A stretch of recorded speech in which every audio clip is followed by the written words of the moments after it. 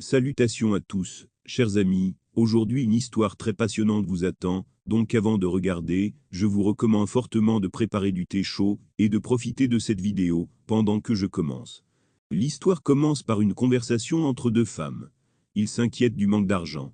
La maîtresse, qui ne veut pas déranger son mari, a l'intention de vendre les bijoux, la servante sympathise avec elle. Pendant ce temps, dans la rue, 4 types ont battu son fils, l'indigent, le traitant d'ordure inutile, incapable de cultiver et indigne d'être le fils d'un général célèbre. Soudain, les souvenirs de l'empereur Pilule apparaissent dans sa tête. Il voit certains épisodes de sa vie, comme s'il avait lui-même tout vécu. Le jeune homme ne comprend pas qui il est réellement. Mais une telle conscience divisée ne dure pas longtemps, il n'a pas le temps de réfléchir, les attaquants ne connaissent pas la pitié, et un autre coup fait perdre connaissance à l'indigent. Le jeune homme s'est réveillé dans un lit, avec plusieurs personnes à proximité. Il le regarde avec inquiétude. Au début, il ne reconnaît pas la femme penchée sur lui, puis il se rend compte qu'il s'agit de sa mère. La dame remercie le médecin d'avoir sauvé son fils, et l'accompagne dans la cour. Il discute avec elle de l'état du jeune homme, et exige une récompense. Elle promet de payer définitivement l'homme. Le gars est surpris d'entendre la conversation de personnes situées à une distance de 30 mètres de lui. De plus, il ne peut pas comprendre pourquoi les souvenirs des autres sont apparus dans sa tête. Après mûre réflexion, l'indigent a rappelé que ses eaux spirituelles, son sang et ses racines avaient été volés par quelqu'un. Il ne comprend pas qui peut être si cruel, et veut se venger du voleur. Une femme de chambre entre dans la pièce. La jeune fille s'intéresse à son état, et dit au gars que la dame a payé beaucoup d'argent au médecin pour le traitement, ce qui a aidé les blessures à guérir rapidement. Le jeune homme se rend compte que les médicaments qu'il a vendus sont faux, et que sa mère a été trompée en lui vendant ses bijoux. Après avoir senti quelques herbes médicinales, dans les comprimés qu'il a pris, il dirige leur pouvoir vers sa guérison. De nouvelles connaissances aident le gars à récupérer rapidement. Lui-même est surpris par la rapidité avec laquelle il a pu se remettre de nombreuses fractures. L'indigent se rend compte qu'avec de nouvelles opportunités, il peut se séparer de son ancienne vie. Bientôt, la servante arrive. Elle apporte au gars les herbes qu'il a demandées. La jeune fille pensait qu'il était toujours au lit, et fut très surprise de sa guérison miraculeuse. Elle est sincèrement heureuse pour lui. L'indigent, utilisant les souvenirs de l'empereur Pilule, prépare le médicament selon sa propre recette.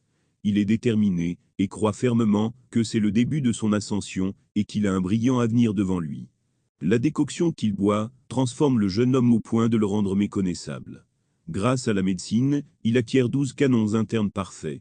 Il peut désormais cultiver et développer son art. Mais pour préparer des médicaments, il faut beaucoup d'ingrédients coûteux. Et sa famille est au bord de la ruine, complète et ils n'ont pas d'argent. Alors il va en ville, se demandant où les trouver. Dans la rue, l'indigent rencontre les gars qui l'ont battu. Ils sont surpris par une guérison aussi rapide, et recommencent à l'insulter. Ils veulent clairement relancer le combat, et mettent tout en œuvre pour y parvenir. Les opposants d'hier se moquent de lui et le couvrent d'insultes. L'un d'eux est particulièrement éprouvant. Il a confiance en son impunité, car ses amis le soutiennent, et l'incapacité de l'adversaire à cultiver lui permet de le faire. Le gars ne peut pas subir une telle humiliation sans se plaindre. Et malgré la supériorité numérique et la menace d'être à nouveau battu, il appelle avec mépris le chien du délinquant Xuyaoyan et se retourne résolument pour partir. Mais le jeune homme arrogant, confiant dans sa propre impunité, et n'attendant pas de rebuffade de sa part, attaque l'indigent en promettant de le tuer. Il serre les poings, et se prépare déjà à frapper. Soudain, un jeune homme lui intercepte la main, et l'empêche de frapper l'indigent. Il promet que s'il ne se calme pas immédiatement, il trouvera désormais sa propre mort. Il a l'air très impressionnant, donc on peut faire confiance à ses paroles. Les gars sont indignés par son comportement, et insistent pour que Chiffon n'intervienne pas dans le combat. Mais il répond qu'il ne fera pas de mal à son frère. Il est déterminé, et les intimidateurs comprennent qu'il n'a pas peur d'eux. L'indigent est très reconnaissant envers l'homme qu'il appelle frère pour son aide. Il est content de le voir. Mais maintenant, les circonstances ont changé, et il est convaincu qu'avec les connaissances et les compétences qu'il a acquises, il pourrait lui-même facilement faire face à l'ennemi. Alors que les amis, ayant décidé que le conflit était résolu, étaient sur le point de partir, l'attaquant a recommencé à lancer des insultes. Réalisant qu'ici, et maintenant il ne pourra pas battre l'indigent, il propose de mesurer sa force dans l'arène.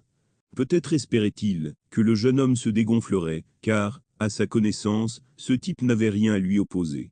mais il lui dit assez calmement qu'il est prêt à relever le défi, mais qu'une simple bataille est trop ennuyeuse pour lui, il veut faire monter les enchères.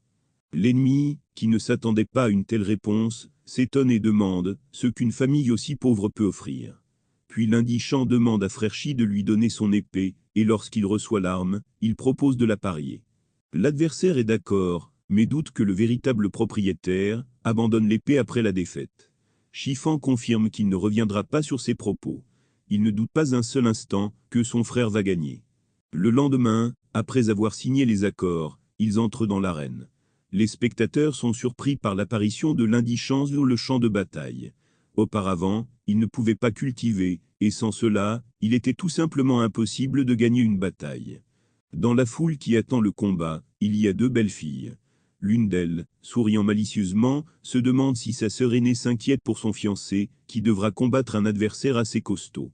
Ce à quoi elle répond sans hésiter que sans le contrat de mariage signé par leurs parents, elle ne passerait même pas son temps ici.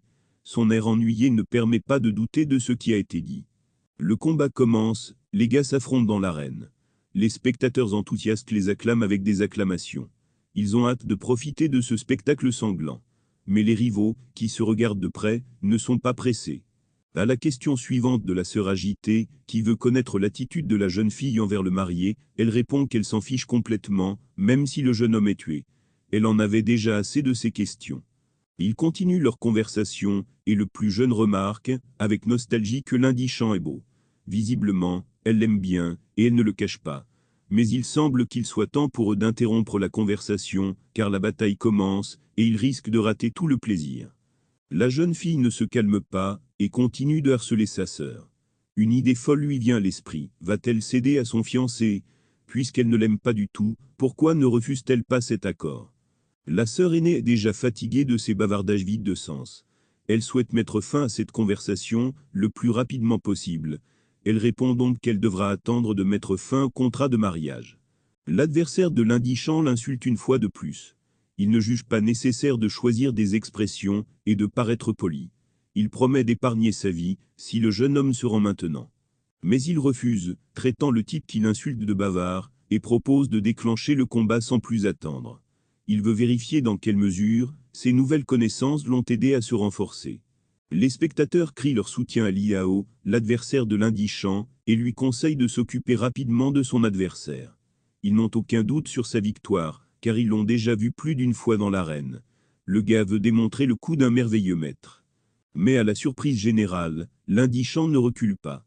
Ayant facilement repoussé l'attaque, il attaque lui-même l'ennemi. Le combat ne dure pas longtemps. Le jeune homme met rapidement le présomptueux gars sur les deux omoplates. Une voix forte se fait entendre au-dessus de l'arène, il est déclaré vainqueur.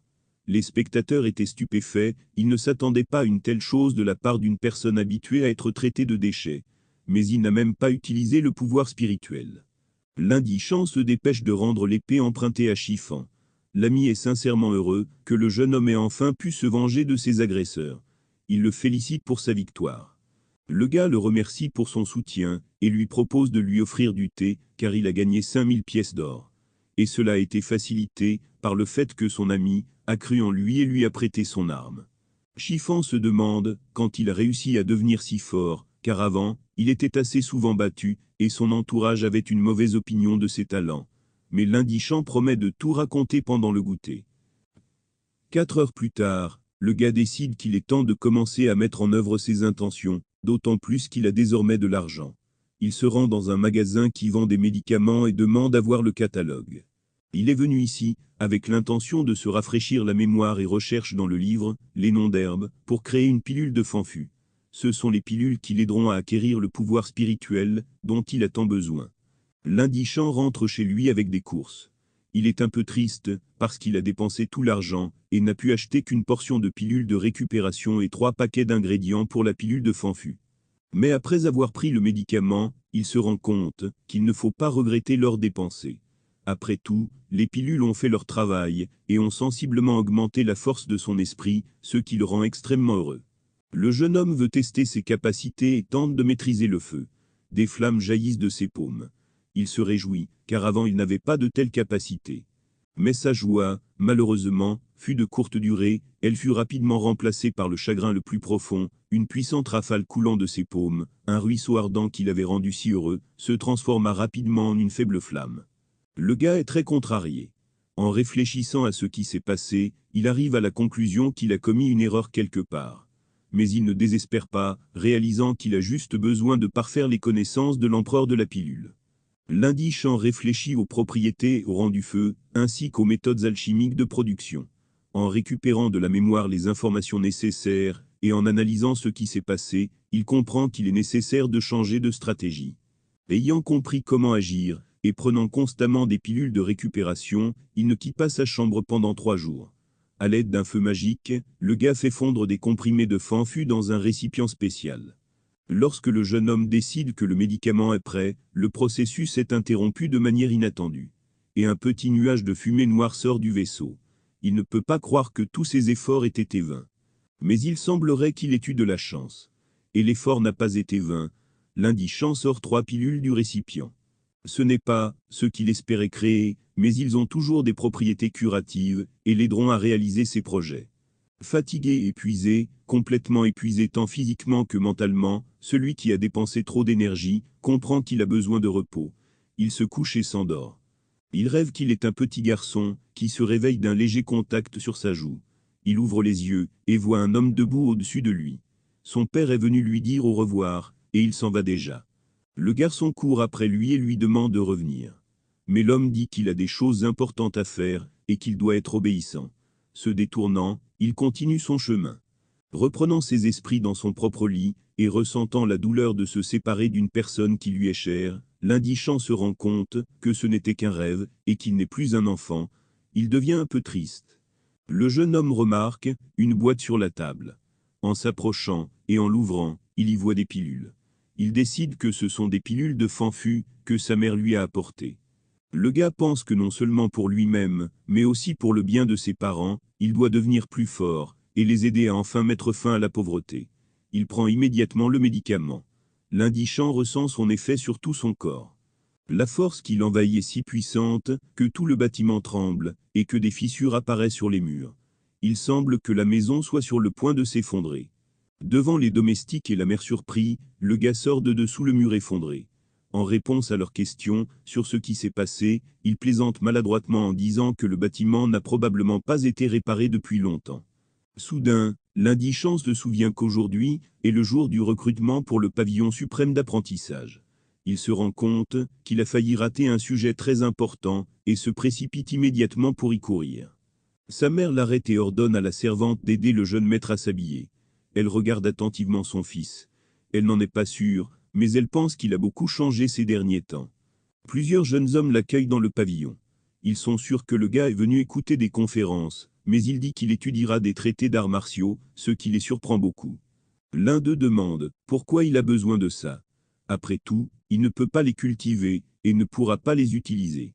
Mais il s'avère qu'il n'était pas au courant de la récente victoire de l'indigent et ses frères se précipitent pour l'éclairer. Leur respect pour lui a clairement augmenté et il demande sa direction. Mais il répond qu'il vient d'étudier un livre sur la physionomie et qu'il peut désormais déterminer l'état d'une personne par l'expression de son visage, ce qui l'a aidé à gagner. Il a remarqué que Liao avait l'air fatigué, alors il l'a combattu. L'indigent ne veut pas leur révéler son secret. Ses amis le croient. Un petit et gros homme lui demande d'utiliser ses compétences acquises et de lui expliquer pourquoi la mariée évite de le rencontrer. L'indigent l'invite à table et lui dit de manger un morceau de quelque chose, puis un autre, et encore un autre. Le jeune homme décide qu'il comprend ce qui se passe et tire sa propre conclusion hâtive. Il n'est pas nécessaire d'être avide. Mais le gars a ri et a répondu qu'il suffit de manger moins et de devenir mince, alors la fille l'aimera probablement. Il dit tout cela absolument sans méchanceté, pour que ses amis ne soient pas offensés par lui. L'apparition de Liao interrompt leur conversation amicale. L'indigent le salue d'un air moqueur et lui pose des questions sur sa santé. Mais le gars n'a pas l'intention d'entretenir une conversation polie. Il insulte une nouvelle fois le jeune homme et le défie à nouveau au combat. Ce n'est que maintenant qu'il veut se battre dans l'arène de la vie et de la mort, d'où un seul des rivaux sortira vivant. L'indigent lui dit calmement que s'il le souhaite, il peut alors organiser pour lui une rencontre avec l'au-delà. mais comme la dernière fois, il veut se battre selon ses propres conditions et faire monter la barre. L'ennemi est d'accord avec lui. Inondant l'indigent, absolument calme, d'insultes et de menaces, il programme un duel pour demain. Ils n'ont plus rien à dire, et Liao s'en va, anticipant une vengeance rapide. Mais l'indigent est confiant dans sa victoire, même si sans l'aide de ses frères, son plan pourrait échouer. Il se tourne donc vers eux, pour obtenir du soutien. Ses amis n'hésitent pas à l'écouter. Ayant appris ce qu'il attend d'eux, les gars acceptent volontiers de l'aider. Et même s'ils n'ont pas autant d'argent qu'ils le souhaiteraient, ils sont prêts à lui donner toutes leurs économies. Leur conversation animée est interrompue par l'apparition du principal adversaire de l'indigent, Xu Yaoyan, qui dit moqueusement qu'il est obligé de s'excuser auprès de lui. Mais ces excuses ne s'avèrent pas sincères. Il continue de se moquer de l'indigent. D'après ses paroles, il ressort clairement qu'il sait que le gars, ayant repris ses esprits, n'a pas reconnu sa mère. Le jeune homme comprend que seul, un médecin pouvait lui dire cela, qui lui avait également prescrit un mauvais traitement. Cela signifie que tous les ennuis de leur famille ne sont pas sans raison. Il se rend compte qu'ils se sont unis contre eux, et décide de donner une leçon à Xu Yaoyan. Il répond avec audace aux propos insultants. L'ennemi et ses amis en sont indignés. Ils le couvrent de malédictions et de menaces. Xu Yaoyan dit que bien qu'ils soient tous deux héritiers de grandes familles, l'un d'eux est un prince et l'autre est de la saleté. Il prétend que même s'il frappe l'indigent, il n'osera pas lui répondre. Le jeune homme n'écouta plus les insultes, et, d'un léger tour, le fit tomber à terre. Les amis de l'ennemi vaincu, criant des menaces, se précipitèrent aussitôt au secours de leur chef. Mais les gens qui ont entendu le bruit, entrent dans la pièce et Chiffan apparaît immédiatement près du gars. Après avoir demandé ce qui se passe ici, le vieil homme informe les jeunes que les fauteurs de troubles seront punis, il leur sera interdit de visiter la bibliothèque pendant un mois. L'indigent dit respectueusement au professeur Xu qu'il menait simplement une expérience. Interrogé sur l'essence de l'expérience, le gars a répondu qu'il testait combien de temps un doigt pouvait résister à 5. Il affirme qu'ils ont acquis une connaissance et une compréhension inestimables du pouvoir. Son adversaire est obligé d'être d'accord avec lui. Le professeur est satisfait de cette réponse, et, décidant qu'il n'y a rien à punir les jeunes gens, quitte la salle. L'adversaire vaincu, n'osant pas continuer le combat, et menaçant de se venger, s'en va également. Liao dit à Xu Yaoyanu qu'il a défié l'indigent, dans un duel de vie ou de mort. Mais il dit que le moment de tuer n'est pas encore venu, sinon il l'aurait fait lui-même la dernière fois. Il demande pourquoi Liao a perdu le combat, ce à quoi il répond qu'il espérait une victoire facile, alors il a oublié la défense. Xu Yaoyan le prévient de ne plus commettre de telles erreurs. Il interdit de tuer le jeune homme, mais lui permet de le mutiler. L'indigent se rend à la bibliothèque, réalisant qu'il doit apprendre les techniques de combat, sinon ce sera difficile pour lui au combat. Mais dès qu'il trouve le livre dont il a besoin, un jeune homme s'approche, et le lui arrache, prétendant qu'il est occupé. Le gars s'écarte et veut prendre un autre volume, mais il revient et essaie de l'arrêter. L'indigent se rend compte qu'il fait cela express, et le jette au sol d'un seul coup. Un agent de sécurité entre en courant dans le hall et demande ce qui se passe ici, et pourquoi il y a autant de bruit dans la bibliothèque. Le jeune homme, désignant l'ennemi vaincu, conseille à l'homme de lui poser cette question. Soudain, Xu Yaoyan apparaît. Il dit que Wang Man avait probablement le visage qui démangeait, et que l'indigent lui donnait juste un coup de main. Il n'y a donc pas de combat. Son ami battu est étonné qu'il n'ait même pas essayé de l'aider. Il veut contester ses propos. Mais Liao se tient derrière Xu Yaoyan, et, mettant un doigt sur ses lèvres, lui demande de se taire. Le garde, reconnaissant le fils du prince, décide de ne plus intervenir, et s'en va en conseillant à Wang Manu de ne plus revenir dans sa vue. Les amis calment un gars battu. Ils sont convaincus qu'ils pourront se venger du jeune homme lors de la bataille de demain. L'indigent trouve le livre dont il a besoin. Après avoir étudié son contenu, il décide que la technique de la force du taureau lui convient. Il maîtrise également un art du mouvement rare appelé pas de chasse au vent. À la maison, le gars prend le deuxième comprimé de Fanfu, il est content du résultat. Mais il comprend que ce n'est que le début et que pour faire bien plus, il doit prendre beaucoup plus de pilules. L'indigent quitte la maison, voulant tester sa force d'une manière ou d'une autre. Il voit un rouleau de pierre, et décide que cela correspond à ses objectifs. À l'aide de techniques maîtrisées, il le jette facilement, puis dirige le coup du taureau vers lui. La patinoire, ayant percé le mur de la grange dans laquelle elle était entreposée, s'envole dans la rue. Le gars lui-même est étonné de sa force. Le bruit réveille les gens, et l'indigent s'enfuit pour éviter d'avoir à expliquer ce qui se passe. Allongé dans son lit, il continue de réfléchir à l'art secret du corps tyrannique à 9 étoiles et au reste des techniques. Un jeune homme nu est dans l'eau.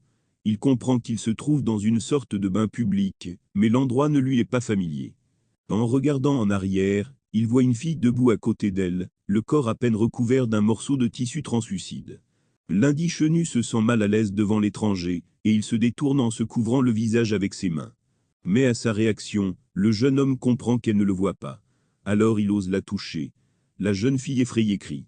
Le gars se réveille dans son lit, et pense à regret que ce n'était qu'un rêve. Avant un combat, les gens se pressent dans l'arène, et placent des paris. Tous les spectateurs soutiennent Liao, et croient qu'il va gagner. Chiffan parie sur l'indigent. Il apporte une contribution importante. Son entourage est perplexe, mais il se déclare confiant dans la victoire de son ami.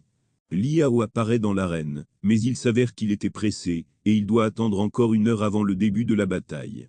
Parmi les spectateurs, il y a encore 2 filles, qui sont un peu surprises par la ténacité du gars, car il a déjà perdu 1 fois. L'un d'eux se demande si la sœur est prête à mettre fin au contrat de mariage. À quoi elle répond que si le marié perd, et qu'elle le fait, ce sera cruel. La plus jeune fille réfléchit qu'elles ne conviennent pas l'une à l'autre. Sa sœur atteindrait le stade Préciel ou même le stade Ivan Lidao dans le futur. Elle est sûre que de toute façon, rien n'aurait fonctionné pour eux. L'indigent se tient dans l'arène.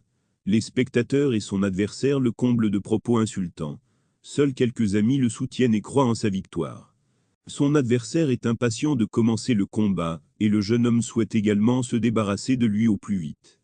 Il veut arrêter les bavardages vides, et, jetant son manteau de ses épaules, demande à l'ennemi s'il est prêt à mourir. Liao, en colère, décide de passer des paroles à l'action. Il se met en position de combat, se préparant à attaquer. Ses amis, menés par Xu Yaoyan, le soutiennent. Wang Man demande à son ami de se venger de sa défaite d'hier. Il se précipite sur l'indigent. Ses mouvements sont si rapides qu'ils sont même difficiles à voir. Les filles qui regardaient le combat, comme le reste des spectateurs, étaient émerveillées par une vitesse aussi incroyable. Le jeune homme repousse facilement l'attaque, ce qui met encore plus en colère son adversaire, qui ne s'attendait pas à une telle habileté de sa part. Liao, en colère, se précipite à nouveau pour attaquer, mais l'ennemi repousse facilement tous ses coups. Cela l'exaspère, et il décide d'utiliser son mouvement de signature, qu'il a déjà aidé dans les batailles plus d'une fois. Mais il ne parvient pas à surprendre l'indigent, il rencontre l'ennemi, avec un coup de pied de taureau, qu'il a maîtrisé hier. Allongé au sol, Liao, ayant perdu toute confiance en lui, demande grâce au vainqueur. Il prétend que c'est Xu Yaoyan qui l'a poussé à faire cela. Il est indigné par la trahison de son ami et nie les accusations, mais ne parvient pas à le faire taire. Liao continue de révéler que c'est lui qui leur a demandé de nuire à la famille Lundi, et les a récompensés pour cela. Le gars veut nommer celui qui dirige les actions du fils du prince. Mais, sans avoir le temps de dire un mot, il tombe mort à terre. Un inconnu lui a porté un coup magique fatal. Le mystérieux tueur, profitant de la confusion générale, s'enfuit précipitamment.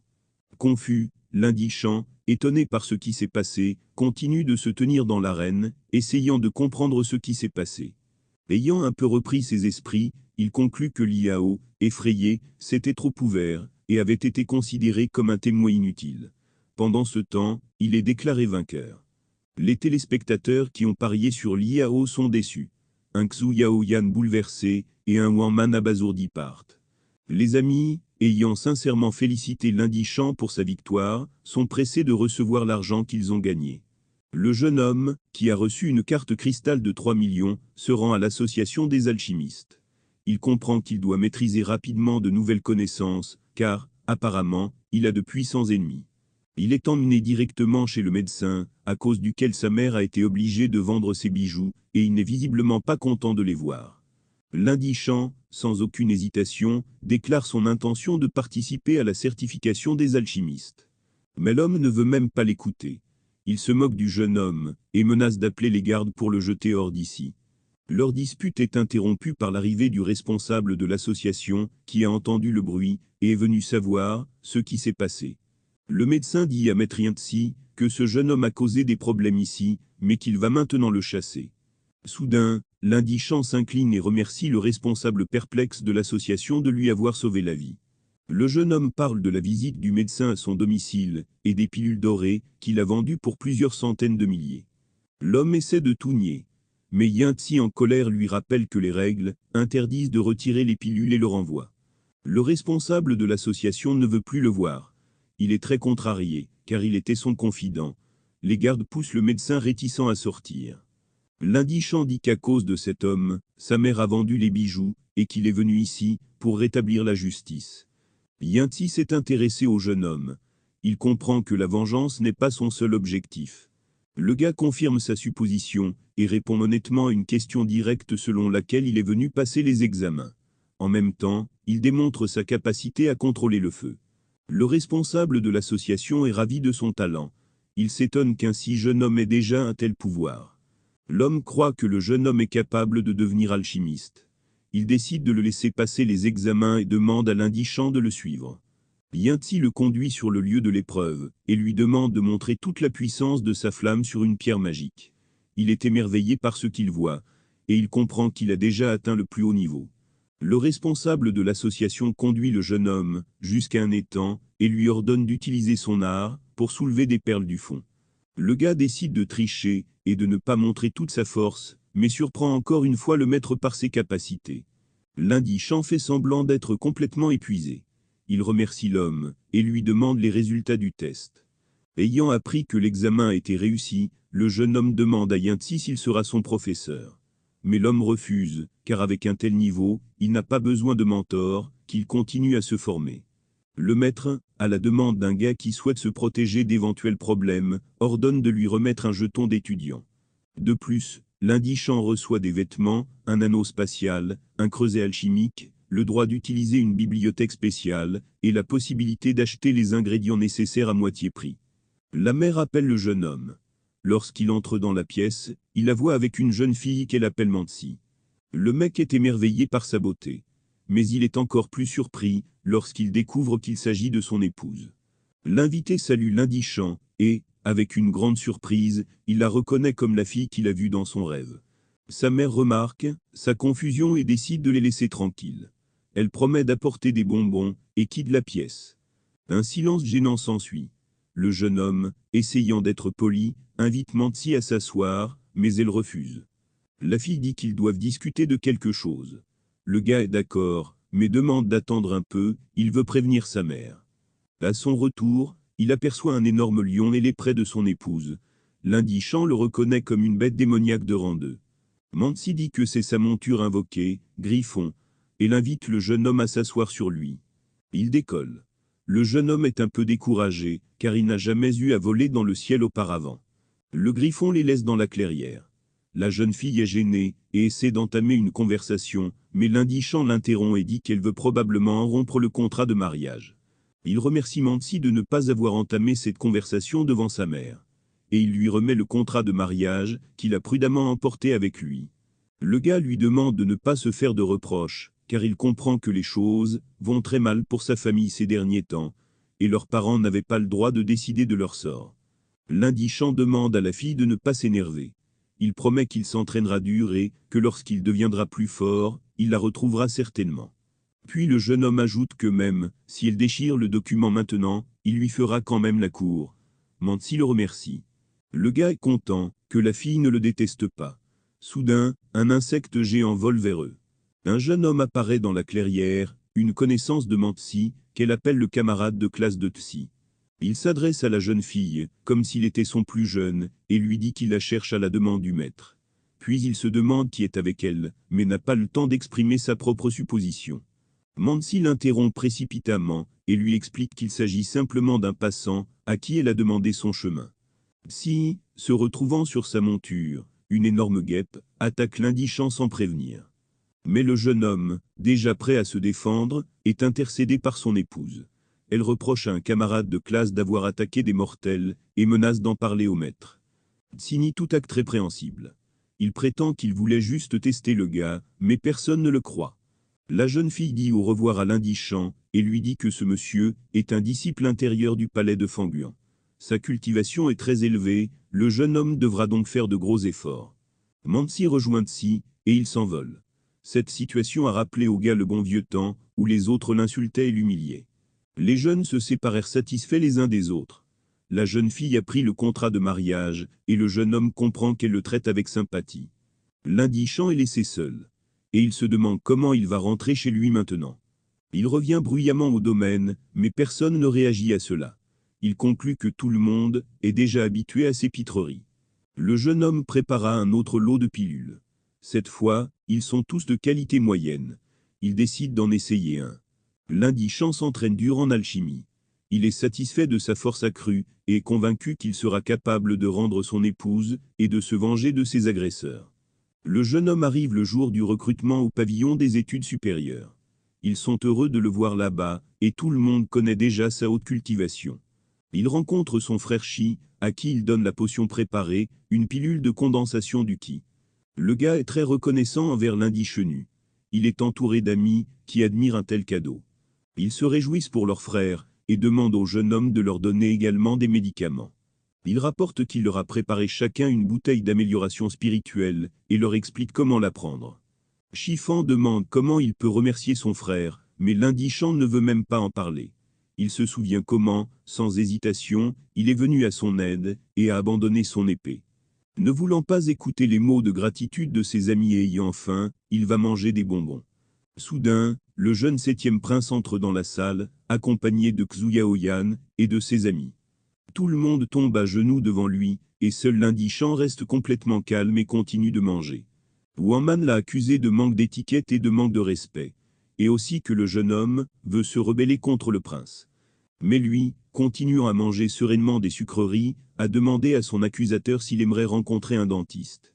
Le prince est indigné qu'un petit héritier, quoique noble, qui n'a ni rang ni réalisation, n'ose pas s'incliner devant lui.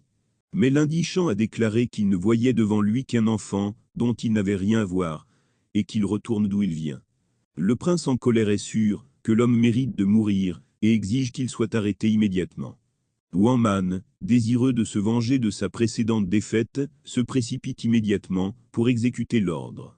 L'Indigent, devenu beaucoup plus fort grâce à l'entraînement, fait face facilement à l'ennemi. Xuyaoyan, voyant la défaite de son ami, et sans hésiter depuis longtemps, se précipite à son secours. Mais le jeune homme n'avait besoin que de quelques techniques, et son adversaire, tout comme le précédent, était déjà allongé au sol. L'Indigent se dirige vers le prince. Il demande avec crainte ce qu'il fait, et, se couvrant le visage avec ses mains, demande de ne pas s'approcher de lui. Mais le jeune homme, enveloppé dans un nuage de pouvoir, s'approche inexorablement, disant qu'il ne faut pas le blâmer, car il a lui-même forcé à agir ainsi. S'approchant du garçon, et se calmant un peu, il lui montre la tablette de l'alchimiste, et lui conseille de réfléchir, à qui doit s'incliner devant qui. Il court vers la porte. L'Indigent demande d'un ton moqueur s'il aimerait rester avec eux, ce à quoi le prince répond qu'il a trop à faire. En passant devant Xuyaoyan allongé sur le sol, il constate que l'ennemi est en très mauvais état. Il s'arrête à côté de lui. Les gens autour de lui pensent qu'il veut le tuer. Mais le jeune homme sort une pilule, et la met dans la bouche de l'ennemi vaincu. Wanman soupire de soulagement, réalisant qu'il ne peut pas protéger son ami. L'Indigent ordonne que ce type soit emmené d'ici, à moins, bien sûr, que personne ne veuille qu'il meure. Il a passé le reste du temps dans la salle d'arts martiaux, mais n'a rien trouvé de convenable. Finalement, semble-t-il, la chance lui a souri. Parmi les parchemins qu'il a trouvés, il trouve un morceau de peau de tigre, et le regarde avec perplexité, ne comprenant pas pourquoi il est là. L'Indigent ressent une incroyable montée d'émotion, un voile de sang apparaît devant ses yeux, il entend à nouveau des paroles insultantes. De surprise, le jeune homme ne pouvait même pas rester debout. Il regarde le parchemin avec intérêt, qui représente 9 points rouges. Hormis le nom de la technique, diviser les cieux, rien d'autre n'y est écrit. La salle des techniques martiales ferme, tout le monde est invité à partir, mais le gars ne veut pas attendre encore un mois, et décide de se cacher. Alors qu'il se croit seul, un garde s'approche de lui et lui demande ce qu'il a entre les mains. L'Indigent lui assure que ce n'est qu'un morceau de vieille peau qu'il souhaite étudier chez lui. Il propose à l'homme une pilule contre la condensation du sang. Le gardien est surpris par une telle générosité, et libère le gars, lui permettant de emporter la trouvaille qui l'intéressait.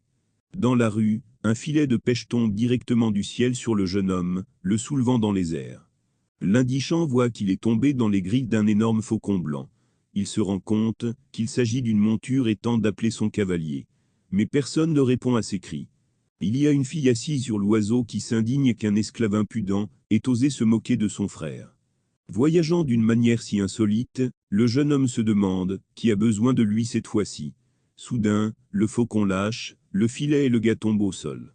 Il venait à peine de sortir du piège, qu'une jeune fille apparut devant lui, menaçant de lui donner une leçon, et de lui apprendre à respecter les maîtres. L'indigent essaie de savoir lequel de ces méchants lui a envoyé, et le ravisseur continue de s'indigner d'avoir osé offenser son frère. La jeune fille profère des menaces, et il voit que ses intentions sont sérieuses, et leur rencontre ne se terminera pas par une simple querelle. Le jeune homme se rend compte que devant lui se trouve une princesse, la sœur du jeune prince, devant qui il a refusé de s'agenouiller. La jeune fille se précipite pour attaquer, mais une pierre heurte son pied, et elle perd l'équilibre. Elle atterrit directement dans les bras de l'indigent, et incapable de résister, ils tombent tous les deux au sol. L'adversaire tente de le frapper, mais le jeune homme esquive ses poings avec une rapidité incroyable. En colère, la jeune fille a commencé à crier qu'il était un esclave qui ne connaissait pas sa place, et qu'elle, la troisième princesse, était là pour lui ôter la misérable vie. Le gars ne veut pas se battre avec elle, évite soigneusement les coups et remarque même que ses mouvements ne sont pas coordonnés. Par impuissance, la jeune fille enfonce ses dents dans sa main. L'indigent hurle de douleur et tente de se libérer, mais il est incapable de forcer la princesse à desserrer les dents. Elle ne veut pas admettre qu'il a gagné. Le jeune homme souffre, mais il ne peut pas frapper la jeune fille, même dans de telles circonstances. La princesse honteuse est assise dans une clairière à côté d'un gars. Elle se demande pourquoi il n'a pas résisté. Il lui explique que ce n'est pas dans ses règles de se battre avec des filles. Elle lui propose son aide. La princesse est ravie de l'indigent. Il est très différent de ses amis. Il est le premier à avoir osé riposter, et il a les yeux d'un homme qui n'a peur ni du ciel ni de la terre. En lui bandant la main, la jeune fille pense que peut-être qu'il n'a vraiment rien fait de mal à son frère. Peut-être qu'elle ne comprenait tout simplement pas la situation. Il lui semble que le gars veut lui présenter ses excuses. Et dès qu'il ouvre la bouche, elle l'interrompt immédiatement. La princesse assure qu'ils sont quittes. Mais il voit qu'il essaie toujours de poursuivre sa tirade. Elle lui assure qu'ils ont déjà discuté de tout ce qui était nécessaire. Mais l'indigent parvient toujours à dire qu'elle a bandé la mauvaise main. Il lui explique que son frère est simplement utilisé. La jeune fille pleure et demande pardon parce qu'elle l'a calomnié. Mais le jeune homme répond qu'elle ne devrait pas s'inquiéter de cela, car il est déjà habitué à un tel traitement. La princesse le croit. Elle comprend qu'il ne la trompe pas, et qu'il ne la trompe pas pour gagner sa faveur. La jeune fille lui offre son amitié et le jeune homme accepte volontiers. La princesse est heureuse, car pour la première fois, elle a rencontré une personne à qui elle pouvait vraiment épancher son âme. Pour l'indigent, c'était sa première rencontre avec un représentant de la famille régnante, et il voulait sincèrement aider Shuyao à découvrir la raison pour laquelle l'empereur avait cessé de la voir. Il aime la princesse, et sa conscience lui dit de ne pas aller trop loin avec cette fille, bien que grossière, mais toujours naïve. De retour dans son domaine la nuit, il aperçoit sa mère et sa servante debout dans la cour, entourés de personnes armées. L'homme à la tête du parti dit qu'il a gravement blessé inutilement le noble héritier de Xuyaoyan et qu'ils ont reçu l'ordre de le capturer. Le gars demande à la femme de ménage d'emmener sa mère à la maison pendant qu'il s'occupe de ses gens. Se tournant vers les soldats, il demande avec mépris et sans trouver les mots comment ils ont osé venir vers lui. Le commandant, qui ne s'attendait pas à une telle rebuffade, menace de lui couper la tête pour désobéissance. Le jeune homme prévient l'homme que s'il retire l'épée, il souffrira lui-même. Mais le commandant ne veut pas écouter les paroles de l'indigent et se précipite au combat. Le gars repousse courageusement son attaque, mais dès que l'homme sort son épée, le gars prend l'arme et lui explose la tête. Les soldats n'arrivent pas à croire ce qui s'est passé. Ils se fichent d'horreur en regardant le corps sans tête de leur commandant. Soudain, une escouade de cavaliers armés apparaît derrière l'indigent. Leur chef demande s'il a peur qu'en tuant le commandant, ils détruisent le domaine de sa famille. L'indigent n'est pas surpris par leur apparence. Se tournant vers l'homme qui le menace, il salue calmement le prince apanage Manu en zouchanien. L'homme l'accuse d'avoir commis un crime contre le 7e prince aujourd'hui dans la salle de littérature, blessant grièvement son fils, et tuant désormais également son fidèle commandant. Ayant terminé son réquisitoire, il pointe la main vers l'homme, et ordonne à ses soldats de l'arrêter immédiatement. Cependant, ces menaces n'effraient pas du tout l'indigent. Il montre son insigne au prince arrogant, et son visage change immédiatement. Le jeune homme, lui ayant conseillé de lire attentivement l'inscription, lui demande s'il voit quelqu'un devant lui. Perdant instantanément toute sa confiance en lui et son arrogance, l'homme pose confusément la question. Comment est-ce possible? Il n'arrive pas à comprendre d'où ce type tient ce badge. Le jeune homme demande comment le fidèle commandant de Xutsansin ose s'introduire par effraction dans la maison d'un étudiant de l'association et le menacer, alors que l'empereur a pour politique de protéger les alchimistes. L'indigent demande au prince effrayé s'il ne sait vraiment pas qu'il commet un crime grave. Le prince lui demande de ne pas tirer de conclusions hâtives. L'homme assure au jeune homme qu'il y a eu une erreur. Il n'en savait rien. Mais son commandant a agi de manière indépendante, et il ne peut être tenu responsable de ses actes. Manuan Zhuchangyin promet au gars qu'il ouvrira immédiatement une enquête à son retour, et lui fournira certainement une compensation appropriée. Pointant la main vers le corps du commandant tué, l'indigent s'intéresse à qui va désormais retirer ses ordures de sa cour. Le prince dit qu'il appellera immédiatement les serviteurs, et qu'ils nettoieront tout. Mais, croisant le regard du jeune homme, il comprend qu'il attend une réponse complètement différente et assure immédiatement que, bien sûr, il s'en occupera personnellement. Se détournant avec mépris du prince effrayé, l'indigent demande ce qu'il attend, car la cour est encore très sale. Manuan Zhuchangyin serre les poings dans une colère impuissante, il n'a rien à répondre au jeune homme. Et il murmure seulement doucement qu'il n'oubliera jamais l'humiliation d'aujourd'hui et qu'il se vengera certainement. Pendant ce temps, le 4e prince Chufu écoute le rapport du serviteur sur les événements qui ont eu lieu. Il dit qu'il n'a pas osé agir de son propre chef. Il demande pardon et conseil. Le jeune homme est intéressé. Il assure à l'homme qu'il a tout fait correctement. Puis il lui dit de revenir et de surveiller secrètement tous les mouvements sur le domaine. Resté seul, le prince Chufu se laisse aller à la réflexion. Il s'étonne que le gars résiste encore et se demande comment cela a pu arriver. Pendant ce temps, l'indigent rejoint l'association en tant qu'alchimiste. Il veut retrouver Maître Yintzi. Ayant rencontré une belle fille, il décide de lui demander où il se trouve. En s'approchant et en posant une question, il constate qu'elle est incroyablement belle. Mais la fille se comporte de manière très impolie. Elle demande avec mépris qui il est et pourquoi il a besoin d'un grand maître. Le jeune homme décide de ne pas la contacter. Après avoir marmonné qu'elle était très bête, et qu'il ferait mieux de demander à quelqu'un d'autre, le gars se détourne. Mais l'inconnu se met encore plus en colère, et l'accuse d'être impoli. L'indigent décide qu'elle est probablement venue ici pour des médicaments, et essaie de s'éloigner de la fille et du scandale brassicole. Elle est offensée par son comportement, le jugeant impoli. Le gars lui conseille de rester à la maison, si elle a de si graves problèmes de tête.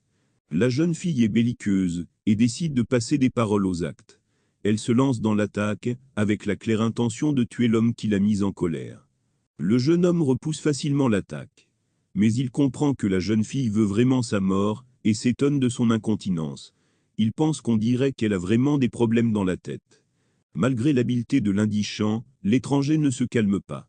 Après une autre chute au sol, elle se relève du sol et attaque à nouveau, voulant sa mort. Le combat est stoppé par le cri de commandement de quelqu'un, leur ordonnant à tous les deux d'arrêter immédiatement. En regardant autour d'eux, les combattants virent que Maître Yintzi se tenait à proximité et les regardait sévèrement. Le jeune homme se demande si la jeune fille est réellement son élève. Il nie, car le gars sait déjà qu'il n'accepte pas d'étudiants. Et, se tournant vers la fille, il dit qu'elle perd son temps. Mais elle déclare qu'elle atteindra quand même son objectif. Elle viendra ici tous les jours, jusqu'à ce qu'elle convainque le maître de changer d'avis. Yintzi dit qu'elle peut faire ce qu'elle veut, mais je dois me rappeler que la force physique n'est pas autorisée dans sa guilde, et si elle enfreint à nouveau les règles, il la chassera pour toujours. Suivant le maître dans le couloir, le jeune homme lui demande pardon. Il admet qu'il n'a pas été retenu, et que c'est de sa faute. Mais l'homme lui dit que cela n'a pas d'importance, il a tout vu lui-même. Soudain, sur le mur, le gars aperçoit le portrait d'une femme qui ressemble étonnamment à une inconnue. Il se tourne vers le maître avec perplexité. Yintzi explique calmement qu'il s'agit d'un portrait de sa défunte épouse. L'indigent se tourne vers lui et essaie de dire quelque chose. Mais le maître l'interrompt. Il confirme qu'elle ressemble vraiment à cette fille. Même lui, lorsqu'il l'a vue pour la première fois, n'en a pas cru ses yeux. L'homme dit que le jeune homme a réussi à le choquer grandement. Après tout, il était capable d'envoyer en vol un expert en condensation du 9e étage sans aucun pouvoir spirituel. Le maître demande au gars de ne pas s'inquiéter, il ne découvrira pas son secret, chacun a ses propres secrets. Mais une personne, comme lui, ne devrait pas perdre de temps. L'indigent remercie l'homme, et lui demande pourquoi il est venu ici aujourd'hui. Le gars demande la permission d'acheter à crédit des ingrédients médicaux à la guilde. Plus tard, il paiera avec les pilules ou l'or créé. Le maître est surpris de savoir déjà créer des pilules et lui propose une certification. Il le réussit et obtient un prêt de 2e classe. En rentrant chez lui, l'indigent voit une foule dans la rue. Il entend des cris, mais il est impossible de voir quoi, que ce soit dans le dos des gens. En s'approchant, il demande ce qui se passe ici. L'un des spectateurs lui dit qu'il est sur le point de se crever le ventre à force de rire. Cet homme a construit une cheminée de 30 mètres de haut, mais il aurait dû creuser un puits. Le jeune homme aperçoit plusieurs personnes donner des coups de pied à un géant qui ne résiste pas. Allongé au sol, l'homme se couvre simplement la tête avec ses mains, la protégeant des coups. Le gars note que même s'il ne peut pas cultiver, il a une force incroyable. Le jeune homme ne peut pas regarder indifféremment le passage à tabac d'un homme, et invite les hommes à le laisser partir contre 100 pièces d'or, qu'il est prêt à payer immédiatement. L'un d'eux, pesant le sac d'argent dans ses mains, acquiesce. Après tout, les pièces reçues sont largement suffisantes pour reconstruire le puits. Les hommes satisfaits s'en vont, et le jeune homme, penché sur le géant, lui demande de se lever. Il a déjà tout réglé. L'homme battu se lève et regarde son sauveur avec incrédulité. Il n'arrive toujours pas à croire que tout soit fini. L'indigent lui assure que les agresseurs sont partis et ne reviendront pas. En se levant, l'homme qui l'a sauvé le remercie. Le jeune homme le regarde et ne cache pas sa surprise. Après tout, malgré le fait qu'il ne soit pas lui-même petit, le géant est presque 2 fois plus grand que lui. Le gars entend le ventre de l'homme, situé juste au niveau de son visage, pousser un grognement. Il comprend qu'il a faim. Le grand gaillard sauvé par le jeune homme s'appelle Amant. Et bien qu'il ait grandi pour devenir un voyou, il est resté dans son âme un enfant au cœur pur, et au même esprit. Et il n'a pas non plus de famille. Soudain, l'indigent aperçoit une charrette se précipiter vers eux à grande vitesse, qui est sur le point de percuter un enfant insouciant qui joue dans la rue. Un conducteur de char arrogant disperse les passants imprudents à coups de cris et de fouet. Il ne prête aucune attention à l'enfant, qui ne semble pas du tout se rendre compte du danger. Sans tarder, le jeune homme se précipite vers lui, et parvient de justesse à arracher le bébé sous les sabots de l'animal échauffé attelé à la charrette. Le type qui dirigeait les animaux n'a même pas pensé à s'arrêter. Levant son fouet, il se mit à crier qu'un esclave sans valeur avait osé lui barrer la route. Il veut frapper l'indigent, mais soudain Amant expose son dos au coup. Avec son corps, il protège son sauveur et son enfant. Après avoir remis le bébé entre les mains de sa mère, le gars se demande si tout va bien avec son nouvel ami. Mais Amant assure qu'il ne lui est rien arrivé. Le jeune homme s'étonne qu'un coup aussi violent n'ait laissé qu'une marque dans son dos. La force de cet homme le surprend. En même temps, il réfléchit à qui est à l'origine d'un tel chaos dans la ville. Il remercie Amant de l'avoir couvert de lui ici. Mais le grand homme répond que frère Lundi a été le premier à le sauver. Et même sans coup, ne peuvent l'aider à exprimer toute sa gratitude. Le jeune homme demande s'il a faim. L'indigent lui demande de ne pas être timide. Il y a juste un magasin ici où ils peuvent manger. Il est touché par la pureté et le sens du devoir d'Amant. Ensemble, ils vont au magasin, et bien qu'ils viennent de se rencontrer, le jeune homme sait déjà qu'ils sont destinés à devenir amis. La capacité d'Amant à remplir son estomac a fait sortir les yeux du gars de sa tête, mais l'excellent appétit de sa nouvelle connaissance n'empêche pas le jeune homme de le garder avec lui. 3 jours plus tard, une femme de ménage, visiblement très excitée par quelque chose, court vers le gars assis calmement dans le belvédère. La jeune fille se plaint qu'il n'y a plus rien de comestible sur le domaine. La dame l'a envoyé vendre des bijoux pour acheter de la farine.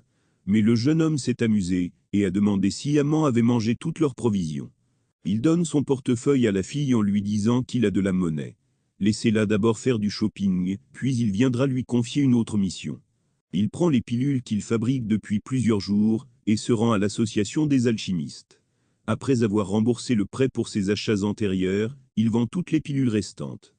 Après avoir gagné plusieurs millions d'or, le gars se dépêche de rentrer chez lui. Une femme de chambre le rencontre à la porte. Il se dépêche de l'approcher. La fille dit que Monsieur Chi est venu récemment. Il l'invite à un banquet au roi Kmitingouze pour célébrer son avancement au niveau de condensation sanguine. L'indigent dit qu'il ira immédiatement chez son ami. Et il lui donne de l'argent, disant qu'il y en a 2 millions ici, et qu'à l'avenir, elle sera responsable des finances de la succession. Le jeune homme demande à la jeune fille de racheter les bijoux précédemment vendus par sa mère. Il ajoute que même s'ils coûtent 10 fois plus cher, qu'il les achète quand même. Le gars va à un festin à la roi Kmitingouze. Il décide d'emmener Amand avec lui pour le présenter à ses amis. Soudain, la fête est interrompue par des cris. Une voix vaguement familière au jeune homme déclare que son propriétaire ne souhaite pas partager un repas avec les néants rassemblés ici. À la tête des gars qui sont entrés dans la pièce, l'indigent reconnaît l'homme qui a failli heurter un enfant avec une charrette aujourd'hui et a voulu le tabasser. L'intimidateur a de nouveau saisi son arme préférée, le fouet, et, en l'agitant, veut chasser la compagnie rassemblée à table. Chiffon met l'épée sous son fouet et demande comment il a osé venir à son festin, insulter ses amis, et causer des ennuis. Pendant un certain temps, ils mesurent leur force en essayant d'attirer l'arme de l'ennemi sur eux. L'affrontement continue depuis un certain temps, aucun d'eux ne veut céder. L'intimidateur donne soudainement un coup de pied à Frère dans le ventre. Et lui, ne s'attendant pas au coup ignoble, lâche l'épée de ses mains et vole sur le côté. Excité, l'indigent saute de son siège. Il s'inquiète du sort de son frère, et ne peut retenir son cri. Le tyran n'arrête pas la chute de l'ennemi. Il lève son fouet et l'attaque à nouveau en criant meurt. Chiffon, stupéfait, laissé sans armes, ne s'est pas encore remis du coup, il est donc incapable d'y résister. L'indigent ne va pas rester les bras croisés et regarder son ami, qui l'a sauvé d'une situation difficile plus d'une fois, se faire battre. Il se précipite hardiment sur l'attaquant. L'invité non invité, qui a commis le pogrom, ne veut pas abandonner et tourne son attention vers le jeune homme. Il pare habilement ses coups et passe lui-même à l'attaque. Amand, voyant que son sauveur se trouve dans une situation difficile, se précipite immédiatement pour intercepter son adversaire. Incroyablement, il parvient à arrêter sa main, déjà levée pour frapper. L'indigent est étonné qu'Amand ait un tel pouvoir destructeur. Cependant, il comprend à quel point l'ennemi est puissant contre eux. Il a peur qu'il ne s'en sorte jamais. Le jeune homme décide que seule, une pilule explosive énergétique peut les sauver. Il est capable d'augmenter la puissance du récepteur de 3 niveaux pendant une courte période, mais il a un effet secondaire important. Il prend une pilule. L'affrontement continue, mais il est incroyablement difficile de résister à l'expert en condensation sanguine. Le 6e prince Huyan et le prince du grand empire Xia Shanfan apparaissent dans la pièce, qui demande d'un air moqueur si c'est ainsi que les invités sont reçus. L'indigent, parlant avec mépris pour son adversaire, leur explique qu'il donnait simplement une petite leçon au tyran à la place de son maître. Le 6e prince, regardant avec intérêt le jeune homme, qui se tient courageusement devant lui demande quel est son nom. Le gars se présente. En entendant son nom, le second prince remarqua qu'il lui était familier. Et même si c'est sa première fois dans la capitale, il en a déjà entendu parler. Xia Shanfan se demande si le jeune homme lui ferait l'honneur de prendre quelques verres avec lui. Mais il a dit que le plus jeune avait déjà trop bu. Il demande à le laisser partir. Ressentant un fort effet secondaire de la pilule qu'il a prise, il appelle Amand et lui dit qu'il rentre chez eux. Le prince ne les empêche pas de partir et exprime l'espoir qu'ils boiront lors de leur prochaine rencontre. Bully demande pourquoi il ne l'a pas laissé tuer le gars. Le prince lui rappelle le but de leur visite et lui dit de laisser son ennemi vivre encore quelques jours. L'indigent et Amand sont assis dans le belvédère. Le jeune homme demande à son ami comment il a pu, sans savoir cultiver, résister à un homme aussi fort. Amand répond que lorsqu'il a vu l'homme sur le point de frapper son ami, sa tête a commencé à bourdonner, et il s'est précipité en avant sans hésiter. L'indigent touche son bras, essayant de comprendre quelle est sa force, et pensant que peut-être, il n'a pas vu quelque chose chez son ami. En écoutant ses propres sentiments, il est surpris de réaliser qu'Amand n'a que 4 méridiens, et que toutes les cellules semblent être en animation suspendue. Il ne sait pas comment cela est possible. Le jeune homme demande si le grand a déjà mangé quelque chose qui lui a donné un excès d'énergie. Il répond brièvement, du bœuf. Frappé par la simplicité de sa réponse, le gars se demande quelle quantité de bœuf il peut manger à la fois. Amand réfléchit et commence à compter. Il ne sait pas de quelle quantité il a besoin, 50 kg ou un taureau, et éventuellement 5 taureaux. L'indigent exige qu'il dise la vérité. Embarrassé, le grand homme avoue qu'il ne sait pas, puisque je n'ai jamais complètement mangé un taureau. Le jeune homme promet de lui acheter une ferme, pour qu'il puisse manger à sa faim. Amand est reconnaissant envers son ami. L'indigent médite en position du lotus. L'énergie vitale émane de son corps, semblable à une flamme. Des gouttes de sueur coulent sur le visage du héros, il est tendu et concentré. Un caillot d'énergie bleue est apparu dans l'espace. Il était fissuré, et dégageait une lueur terne. L'homme toussa et cracha du sang. Il ouvrit les yeux avec peur et surprise. Il se leva, et prêta attention à son bas-ventre. 3 vortex d'énergie s'y sont ouverts. Le gars tient dans ses mains une tablette magique orange. Il ouvrit la bouche, avec l'intention de l'accepter. Une fille en robe verte s'est approchée de la fenêtre ouverte en face du héros. Elle s'appuie sur le cadre de la fenêtre, et invite de manière ludique, le gars à se promener. L'homme est flatté par une telle offre d'une belle fille, il ne se permettra pas de refuser. La jeune fille sourit légèrement, et plissa les yeux. Ses joues étaient couvertes d'une légère rougeur d'émotion. Des jeunes sont assis sur une falaise de montagne, appuyés sur une grosse pierre. Un vaste paysage forestier s'ouvre devant eux. Ils discutent de l'apprentissage d'une nouvelle technique. En apprenant que l'indigent avait des difficultés, la jeune fille s'est levée d'un bond, et lui a proposé son aide. Elle maîtrise 13 techniques. Il jeta ses mains derrière sa tête, haussa pitoyablement les sourcils, et regarda la dame autour de lui. Elle remarqua son expression, et lui demanda à quoi il pensait. Le gars a écarté les mains, et a répondu qu'il ne la croyait pas. La jeune fille s'est mise en colère, et a promis de lui montrer ses capacités. Elle se leva et balança avec confiance, sa main vers le dos du héros. Il n'a pas essayé d'esquiver. L'homme toussa. La peur est apparue sur le visage de son ami. Elle demanda pourquoi le jeune homme n'avait pas esquivé le coup. Il a répondu que si elle ne l'avait pas frappé, il aurait été difficile d'évaluer sa force. Elle n'a pas compris son geste. Les pensées de la jeune fille étaient confuses, elle considérait l'indigent comme un imbécile.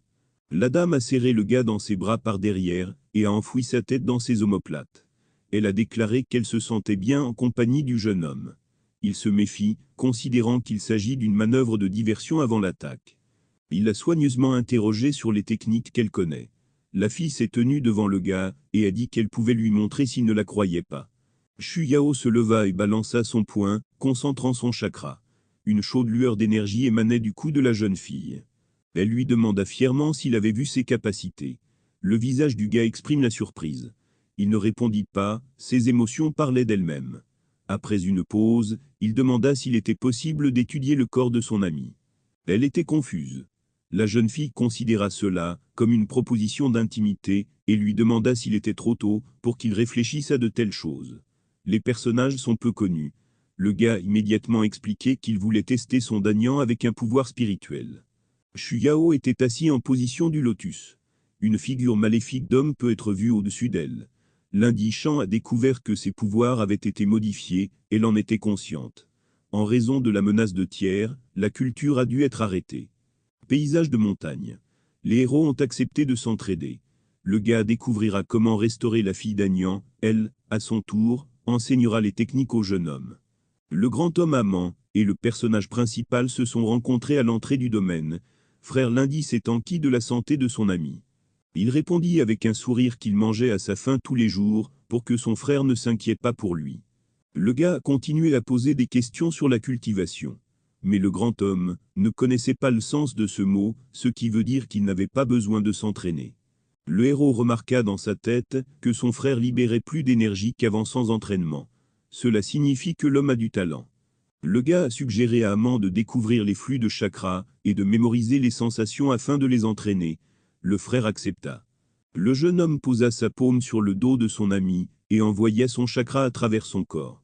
Le grand homme hurla de douleur et tendit son corps.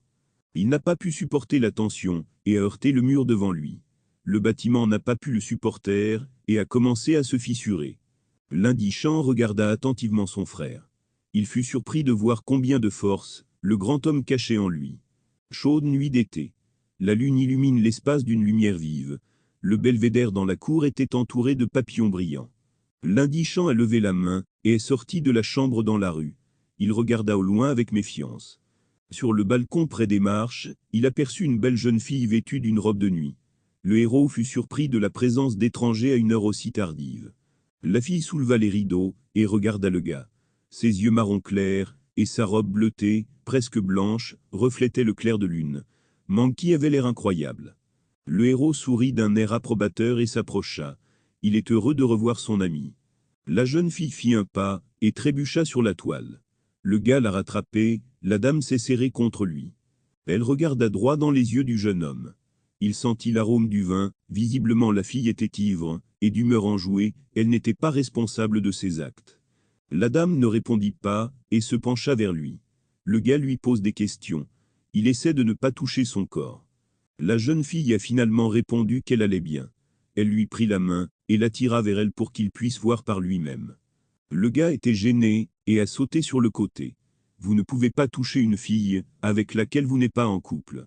Elle le jeta sur une chaise et s'assit à genoux en disant qu'elle avait chaud. L'homme a peur et essaie de l'arrêter. La dame rapprocha indécemment son visage du jeune homme. Il n'est pas à l'aise, il ne sait pas comment arrêter la fille. Elle a commencé à se déshabiller. Le mec détourne le visage et essaie de lui couvrir les seins avec le bord de sa robe. La jeune fille refuse de s'habiller. Elle est chaude. Des gouttes de sueur coulent le long de ses clavicules. Les joues sont devenues rouges. Le gars essaie de se couvrir les yeux avec ses mains. Cette image lui parut trop étrange, et il crut qu'il était dans un rêve. Il repousse la jeune fille, se persuadant que même dans son sommeil, il doit contrôler ses actions et la garder à distance. Les doigts du gars saisirent fermement le drap. Le visage est devenu rouge d'excitation. Le visage de l'homme est devenu rouge d'embarras. Des gouttes de sueur dues à l'effort sont visibles sur lui. Il déglutit difficilement. L'indigent saute du lit en criant que c'était un rêve. Son visage exprime l'horreur et le soulagement. Il expire brusquement. Il s'assit sur le lit et s'excusa auprès de la jeune fille, disant qu'il ne voulait pas la priver de son honneur. Il a crié dans le vide qu'il tiendrait bientôt sa promesse. Pavillon intérieur du palais. Il fait à nouveau nuit dehors. Il n'y a aucune nouvelle de Monsieur Zenuan. Un homme riche en fourrure, avec une épingle à cheveux en or sur les cheveux, ordonna de manière menaçante la mort du fils du maître, pour qu'il reprenne ses esprits. Lui, assis sur le trône, donne un ordre au serviteur. L'homme doit rassembler des forces pour l'opération. Le serviteur baissa docilement la tête et cacha ses mains dans ses manches, exprimant sa soumission.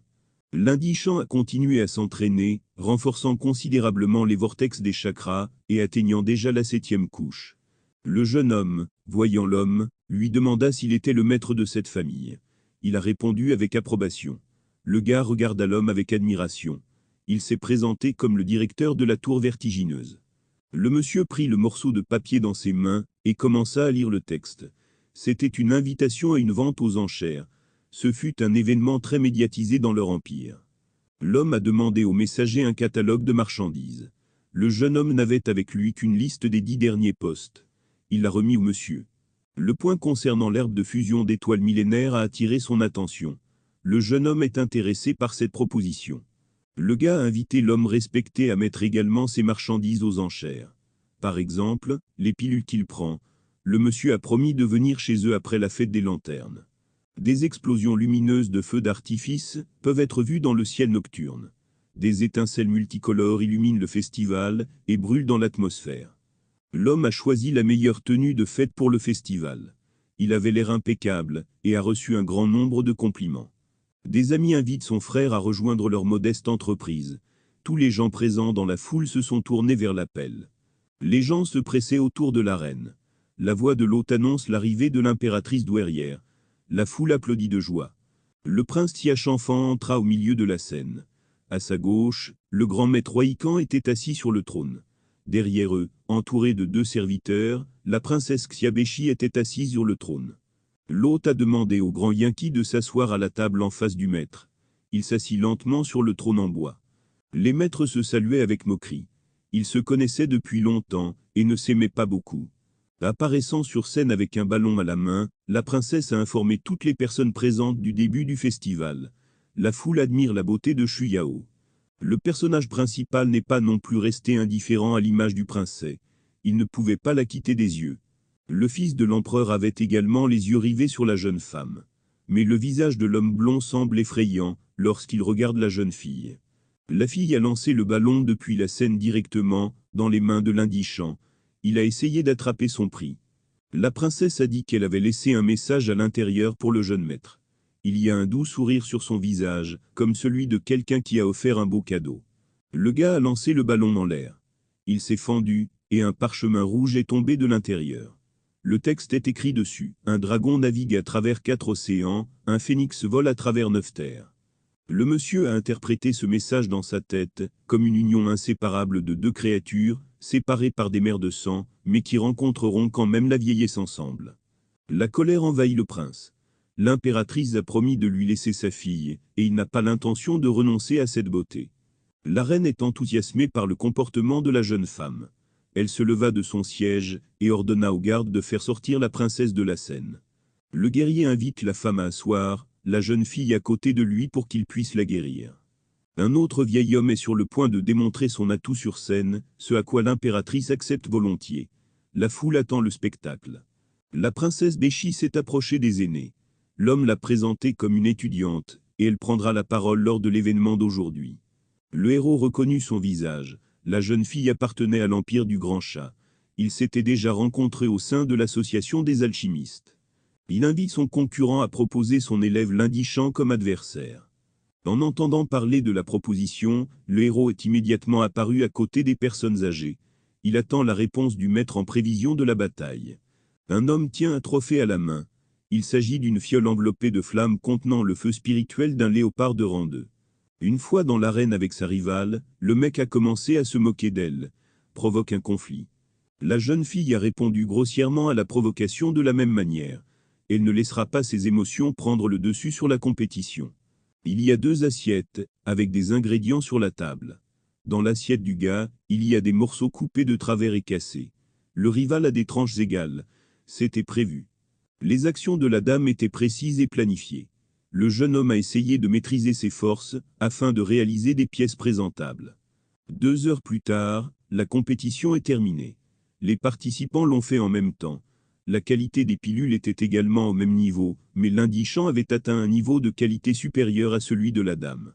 Le prince en lice pour le cœur de la fille de l'impératrice, va ensuite se battre dans l'arène. Il choisit un gars, avec un foulard rouge, avec une cicatrice sur l'œil. Son nom est Yuan Shan, et l'héritier du trône a clairement de gros enjeux sur lui. Yuan Shan défie bruyamment l'alchimiste, vainqueur du concours précédent. Le héros ne se laisse pas avoir par cette astuce, mais son frère est à cran. Il va relever le défi et défendre le nom de son ami. Rivaux dans l'arène. Le foulard gris active ses pouvoirs. Il est éclairé par un chakra blanchâtre. Chi est le premier à se précipiter sur l'ennemi. Il arrête son poing avec sa paume, n'utilisant presque aucun pouvoir spirituel. L'instigateur a saisi la main du grand homme plus fort et a adroitement jeté Chi sur le dos au sol. En marchant avec son pied sur l'avant-bras du combattant, il lui brise un membre. Les doigts de l'homme se crispèrent de douleur. L'Indigent s'est précipité vers l'arène pour vérifier l'état de son frère. Le juge déclare Yuan vainqueur. Le héros en colère défie l'homme impudent. Il a l'intention de le combattre dans l'arène de la vie et de la mort.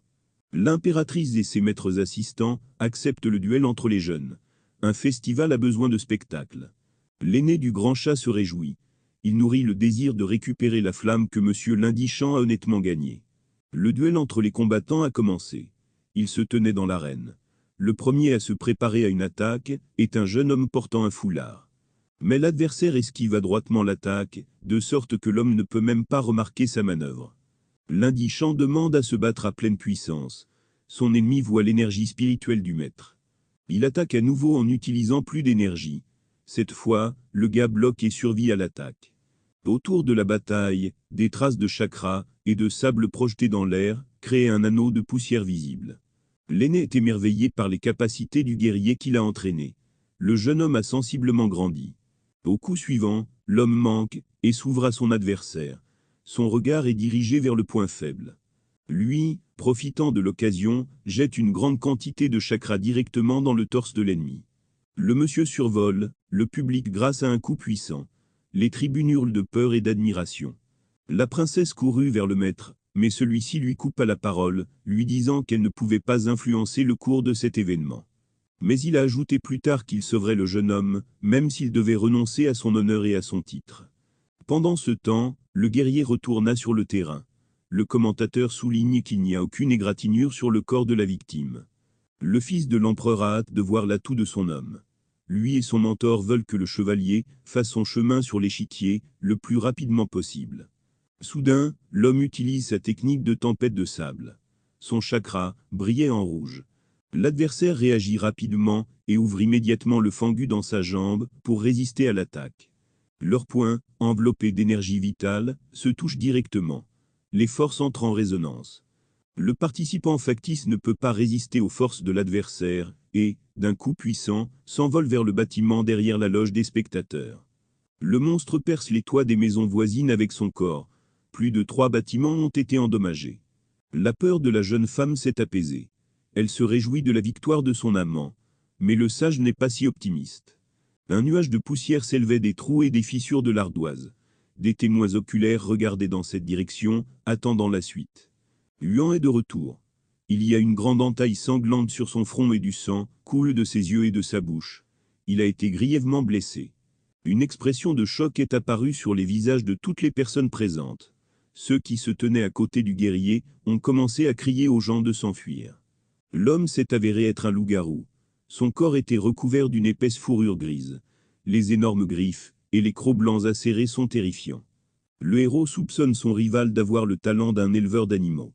Le monstre l'attaque, une série de coups manque la cible. Sous forme animale, il a moins de contrôle sur lui-même. L'indigent parvient à endommager le laineux. Il a utilisé du chakra, mais le chien a seulement rejeté la tête en arrière. Le monsieur conclut que l'ennemi est plus fort et plus rapide que les autres cultivateurs auxquels il a dû faire face. Cela vous rend nerveux et soulève de nombreuses questions. Le loup attaque à nouveau, le jeune homme est atteint cette fois sa cible. Il s'envole sur plusieurs mètres. La fille de l'impératrice est très inquiète pour la vie de l'homme. Elle demande au vieil homme de l'aider. Il essaie de calmer la jeune fille. Il pensait dans sa tête que Yuan Shan avait un avantage, il était donc temps pour l'indigent d'utiliser plus de talent. Le corps de l'homme est couvert d'écorchures sanglantes. Il serra les dents de colère et de tension. Il doit utiliser sa compétence particulière. L'armure pie-flamme enveloppait le héros de flamme jaune clair. Son chakra est visiblement plus fort. Les personnes âgées furent sincèrement surprises par le talent du jeune homme. Même le mentor n'était pas préparé à de telles surprises. Il libère un gros caillot d'énergie ardente qui vole vers le chien comme une comète. Sa technique atteint le dos de la créature qui tentait de s'échapper et met le feu à la fourrure. La créature tente de s'éteindre. Il est tombé au sol et rebondit sur le sable. L'homme savait que les animaux étaient faibles face au feu. Les plans du prince commencent à s'effondrer. Il serre le poing de colère et ordonne à Huan de tuer lundi.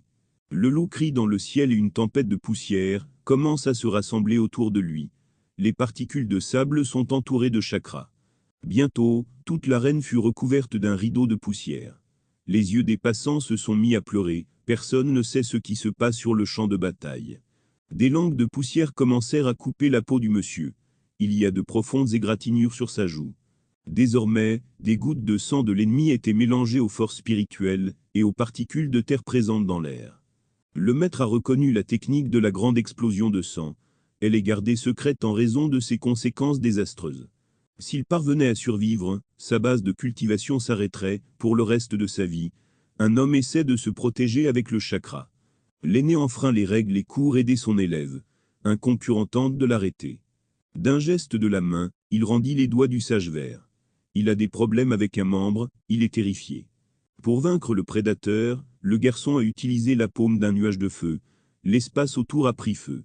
Les deux chakras des combattants les plus forts se rencontrèrent d'un seul coup et brillèrent d'une lueur aveuglante, comme une explosion nucléaire. Une boule d'énergie lumineuse autour des hommes est devenue le principal luminaire la nuit. Rien n'est visible autour des héros. Des gouttes de sueur coulent sur les visages des hommes. Ils donnent le meilleur d'eux-mêmes dans une bataille à mort. À la suite du combat, le chien est vaincu. La fourrure sur la patte brûle. Le monsieur tente de reprendre son souffle, son adversaire l'a grandement épuisé. Le corps de l'animal épuisé est tombé au sol. Le manteau de fourrure brûle, et de la fumée s'en dégage. Le prince prend la défense de son fidèle serviteur. Il demande à épargner la créature en échange de toute demande. Le héros permet à sa majesté avec un sourire, intéressé par la possibilité de récupérer sa vie. Le jeune homme était en colère contre une telle impudence. Il ne peut pas répondre grossièrement dans la situation actuelle. Il serra les dents de colère. Son mentor prépara tranquillement un petit caillot de chakra dense au-dessus de son doigt. Le professeur du maître s'en aperçoit et prévient son élève préféré du danger.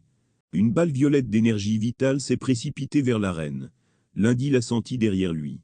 Mais contre toute attente pour le héros, elle passa devant elle et tomba directement dans le cœur du loup. Il hurla de douleur et donna son âme à Dieu. Yanti est profondément offensé par le comportement de Wei Kei. Il le pousse humiliant dans le dos. Grâce à une technique spéciale, le sage matérialise une lance de dragon de feu dans sa main. Il attaque Wei Kei, mais il se défend avec une épée chakra. Le conflit commence à éclater. Un combat éclate dans les airs, suivi avec admiration par la tribune. Les grands guerriers commencent la bataille. Yintzi, appréciant les capacités de sa vieille connaissance, le gifle pour sa faible cultivation. Ayant repris le contrôle de ses émotions, il utilise une pilule à la fumée vert vif et aveugle le maître. Son partenaire crie après lui, mais il n'y a aucune trace de lui. Le sage a disparu sans adieu officiel. L'impératrice annonce solennellement le gagnant du concours d'aujourd'hui, Lundi Chan. Après quoi il ordonne à sa fille de retourner au palais. Elle obéit malheureusement à l'ordre. Le prince est en colère. Ses plans sont détruits, et son fidèle serviteur est tué. Il reproche tout au jeune maître. Le public félicite le jeune homme pour sa victoire. La rue entière crie le nom du héros, et lui fait signe avec les mains levées. Les amis se félicitent également. Ils informèrent que Chifin était rentré chez lui. Un homme en costume vert les observait de loin. Il est bouleversé par les sommets atteints par Lundi. Mais le méchant n'est pas pressé de l'écarter. L'homme a réussi à découvrir les faiblesses du héros. Le soir, le gars est venu rendre visite au frère de Chi. Il a aidé à panser ses blessures, et a demandé une chambre, pour purifier les flammes. Lundi Chan médite en position du lotus. Un récipient avec le feu de la bête lévite devant son corps. La barrière dans sa poitrine craqua comme du verre. Le chat résiste. Le héros utilise le dentier au centre du plexus solaire, pour maîtriser le prédateur. L'animal grogna, résistant au pouvoir de son maître. Il utilise son énergie vitale pour résister. Tout le chakra de l'espace était absorbé dans le corps, et, selon le système spirituel, rassemblé dans un gros caillot dans l'estomac de la personne. Les méridiens du dompteur ont augmenté plusieurs fois grâce au feu conquis de la bête. Le héros a crié. Cela provoqua une grande libération d'énergie de son corps. Une colonne de feu s'élevait au-dessus du type. Des gouttes de rosée provenant d'une feuille d'arbre fraîche tombèrent sur le visage du jeune homme et le ramenèrent à la raison. Il s'est réveillé dans un lac dans un jardin tropical. Complètement nu, il se tient dans l'eau, jusqu'à la taille. À côté de lui, derrière le paravent, la belle Mansi des rêves de l'homme regardait sous le même aspect. La fille de l'impératrice s'approcha de lui, par derrière dans une robe verte translucide, semblable à celle de fête, mais plus ouverte. Les visages des filles sont couverts d'un léger rougissement. Ils regardent attentivement le monsieur, avec un demi-sourire enjoué. Les jeunes beautés commencent à se déshabiller, et veulent rejoindre l'homme dans l'étang. Il agite et essaie de les arrêter. Les filles sont déjà dans l'eau, et se dirigent vers le gars. Ils embrassent le jeune homme sur les joues des deux côtés. Il est choqué, ne peut plus bouger, et se met à crier. Le gars s'est réveillé avec des sueurs froides. Il est allongé par terre dans la pièce où il cultivait. Tout ce qui s'est passé n'était qu'un rêve. Le plafond de la pièce a commencé à se fissurer en raison d'une puissante libération d'énergie vitale, embarrassant devant les propriétaires. Il a réussi à avancer jusqu'à la 8e couche de condensation. Il reçut une invitation à l'association des alchimistes de Yintzi. Le maître est assis devant le maître. Il invite l'invité à s'asseoir à table en face de lui. Le vieil homme n'accepte pas la gratitude pour son aide. Le jeune homme s'est bien montré au festival, l'homme est fier de son disciple. Il tend une carte, avec un signe de TJ, et un récipient doré sculpté représenté dessus. Il dit à l'étudiant que cette tablette contenait la principale raison de l'inimitié entre les maîtres. Dans leur jeunesse, ils avaient un mentor qui considérait Weike comme plus faible, et passait la tablette à l'élève plus âgé. Depuis, ils sont devenus des ennemis. L'épouse de l'homme est intervenue dans leur relation, et a payé de sa vie. Le héros remarqua la similitude entre Xiabeshi et la femme du maître. Elle a dû voler la pancarte. Ce document prouve la formation dans la Pille Valley, qui est le rêve de tous les alchimistes. Le professeur l'a posé sur la table devant le gars, et a dit qu'il voulait lui transférer cette propriété. Le monsieur considéra cela comme un trop grand honneur pour lui et refusa d'accepter le cadeau. Mais le maître a insisté de son côté. La volonté de son professeur de transmettre cette tablette à la prochaine génération d'alchimistes. Désormais, il doit devenir le roi des pilules avant l'âge de 20 ans, puis l'entrée de la vallée sera ouverte au jeune homme. Lundi a remercié son mentor avec tout le respect. Il était heureux de se débarrasser de nombreuses années de fardeau de ses épaules. Il a mentionné qu'au fil des années, il avait rassemblé de nombreuses tâches en suspense qu'il pouvait désormais commencer à accomplir. À cette époque, un invité vint au domaine du jeune homme. Comme d'habitude, il fut admis et laissé en attente d'un rendez-vous. C'était Chuffan, un garçon aux cheveux bleus, aux vêtements bleu clair, et à la peau pâle. Apercevant le monsieur, il se précipita vers lui pour lui demander de l'aide, comme un petit enfant. Sa sœur aînée est en état d'arrestation, en attendant son mariage. Il demande de l'aide pour la libérer. Le poing du jeune homme se serra de colère. Il se demandait pourquoi ils avaient fait ça à une fille innocente. Le frère de la jeune fille a déclaré qu'il pouvait la considérer comme une parent proche. Cela fera le jeu des héros. Le monsieur a estimé qu'il restait environ un mois. Il pourra acheter de l'herbe aux enchères et supprimer les restrictions imposées à sa petite amie. Le garçon tomba à genoux et remercie le monsieur pour sa réponse. Il est horrifié par le comportement du jeune héritier. Chan a tendu la main vers le gars pour le soulever du sol, et a remarqué que le développement interne du jeune homme était également fermé. Poliment demandé la permission d'examiner le dentier de l'invité. N'importe qui n'est pas autorisé à faire cela, mais le jeune homme l'a autorisé. Il tendit la main devant lui. Une fine aiguille est apparue. Le garçon commença à devenir nerveux. Il s'agit d'une épingle à plumes, qui empêchait le développement de la force. Le prince va désormais pouvoir cultiver ses compétences. L'alchimiste a remis un pot de pilules qui cachait l'aura, afin que les ennemis ne se rendent pas compte que l'épingle avait été retirée. L'indigent s'est préparé avec diligence pour la vente aux enchères en cultivant et en créant de nouvelles pilules. Il n'a jamais manqué une journée de préparation. L'événement a réuni de nombreuses grandes personnalités familières à l'homme et connues au plus haut rang. Dans la foule, il a pu remarquer la même aura que le tueur Liao. Cela a alarmé le jeune homme. Une fille spectaculaire vêtue d'une robe rouge ouverte et d'un rouge à lèvres rouges est apparue sur scène. Elle a salué les invités de marque et s'est présentée comme une militante nommée Xiaowei. Le public a commencé à saliver devant la beauté et la silhouette tout en courbe de la dame. L'homme demande à sa table de ne pas regarder la femme. Le monsieur a remarqué que malgré son apparence séduisante, elle était une combattante de haut niveau. Shi a remarqué le professeur Xu Yao, dont la fille et son frère parlaient beaucoup. Il est l'un des 3 maîtres suprêmes. Le lot suivant a attiré l'attention des héros. C'était l'herbe que le jeune homme était venu chercher. Les enjeux sont élevés, mais l'alchimiste surenchérit sur tout le monde, avec une offre de 2 millions. Il a besoin de cette herbe. Puis un Skio est entré en jeu de manière inattendue avec ses 3 millions. Il n'aime pas ce gars non plus. Le monsieur en a ajouté 100 000 autres. Le maître a renoncé aux fleurs, remarquant son empressement à obtenir les marchandises. Xiabeshi a fixé son prix à 4 millions. Elle met délibérément des bâtons dans les roues de l'indigent. La table du prince Xia voulait vérifier les capacités financières de l'indigent. Il a surenchéri avec 5 millions. La sœur du prince a doublé la somme. Il sourit sournoisement, se cachant derrière son éventail et demande de faire attention au pauvre ennemi. Le monsieur a décidé de jouer gros. Il bondit et double la mise de son adversaire. La famille impériale Xia lui a cédé. Leur objectif était de ruiner l'homme, pas d'obtenir la marchandise. Après la victoire, l'alchimiste a forcé Chanfan à dépenser 200 millions pour une seule technique.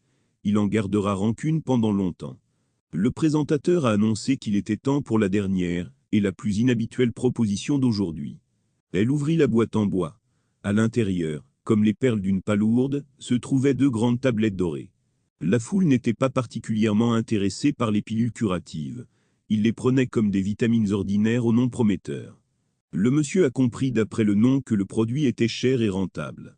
Il pose sa tête sur ses mains et regarde attentivement la scène, attendant la démonstration. Pour démontrer le fonctionnement du médicament, la jeune fille a invité un volontaire sur scène. Un gars de la foule a accepté avec enthousiasme et s'est dirigé vers la scène. C'était sa plus belle heure.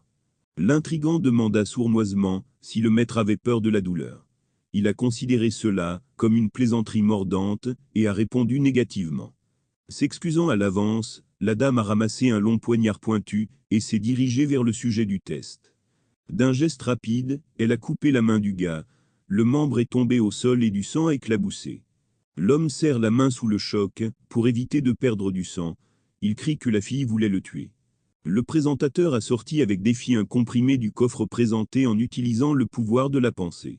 Elle le plaça sur le poignard et le tendit à l'homme. Il jeta un coup d'œil à l'arme contenant le médicament avec peur. Le sujet a pris la pilule et l'a mise dans sa bouche. Des gouttes de sueur coulaient sur son visage à cause de l'excitation. Il espère un miracle. Son bras commença à repousser comme par magie. L'homme est terriblement effrayé et intéressé. La foule est impressionnée par la régénération instantanée que procure ce médicament. Le grand maître a traité le médicament comme un miracle qui l'aiderait à retrouver ses doigts. La femme a dit que la pilule restante développe la masse musculaire. Prix de départ 100 millions. Le monsieur a souligné sa capacité exceptionnelle à attirer les gens et à mener des enchères réussies. Hino a immédiatement parié un demi-milliard. Il était impatient de trouver un remède miracle pour son université. Avec le mot suivant, Lundi a augmenté le prix de cet artefact à 600 millions. Son compagnon est devenu nerveux. Le capitaine a été offensé par l'augmentation des tarifs. Il comprend qu'il ne s'agit que d'un jeu pour savoir qui offrira le plus. L'homme en a jeté 100 000 points, Lundi a surenchéri avec une centaine d'autres. La situation devient tendue. L'actionnaire met de l'huile sur le feu en commentant la situation pour l'ensemble de la salle. Cher Jean, vous n'avez pas le droit de céder et de faire preuve de faiblesse. Des rumeurs vont commencer à circuler sur leur petite fortune. L'homme respecté n'a pas pu supporter la pression morale et a crié que Jean n'avait pas beaucoup d'argent. La fille a demandé de calmer vos ardeurs et de traiter vos concurrents avec respect. Il y a eu une offre d'1 milliard. L'ami demande à Lundi de faire attention. La fortune du monsieur est déjà petite. Il fait un pari d'1,5 milliard. Yonki explose d'émotion. Lundi le calme en lui disant que cette chose lui est inutile. Le monsieur lui a demandé pourquoi le père du héros garde les frontières et est pauvre, alors que le mettre dans un endroit calme est devenu si riche. Hino ajoute 10 millions au pari. Le jeune homme sent que c'est la limite et cède. Le pavillon huéien a gagné beaucoup d'argent grâce aux enchères. Ils décidèrent de récompenser le jeune homme. Après le chef, jusqu'à Lundi se trouvait le seigneur, qui est le propriétaire de la vente aux enchères. L'homme les accueillit assis avec une tasse de thé.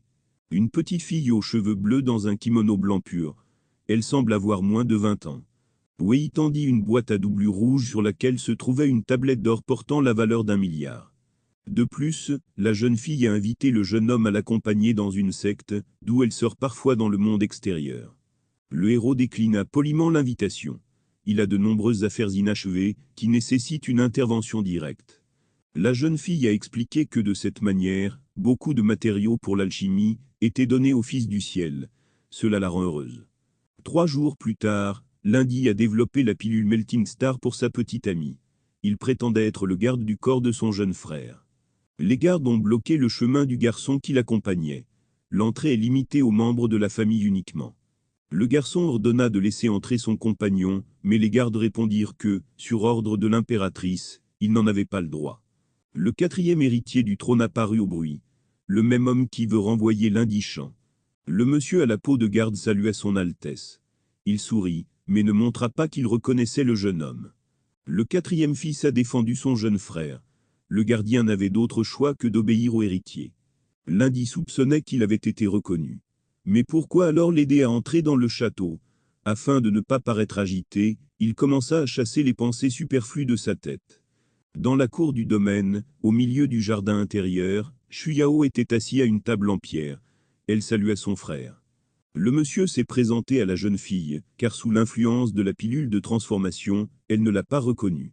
La dame sauta dans les bras du gars. Elle ne pouvait pas croire qu'il avait réussi à passer le contrôle de sécurité jusqu'à elle. Elle fondit en larmes, car elle ne croyait plus à la possibilité de leur rencontre, ni avant ni après le mariage.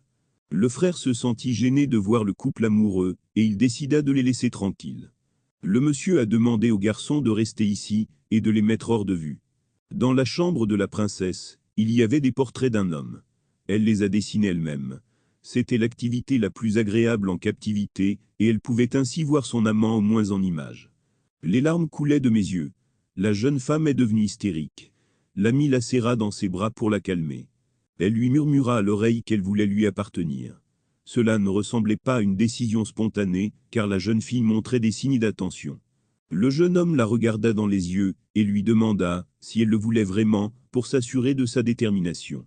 Ils tombèrent sur le lit, les mains jointes. Le monsieur commença à lui embrasser le cou. Le héros a de nouveau précisé si elle le regretterait. Sa main était sur la jambe de la jeune fille. La jeune fille a essayé de le convaincre de sa confiance. Elle ne regrette pas son choix. Soudain, le gars s'est levé et a dit qu'il ressentait sa méfiance. Shuika me dit que mon ami va se suicider.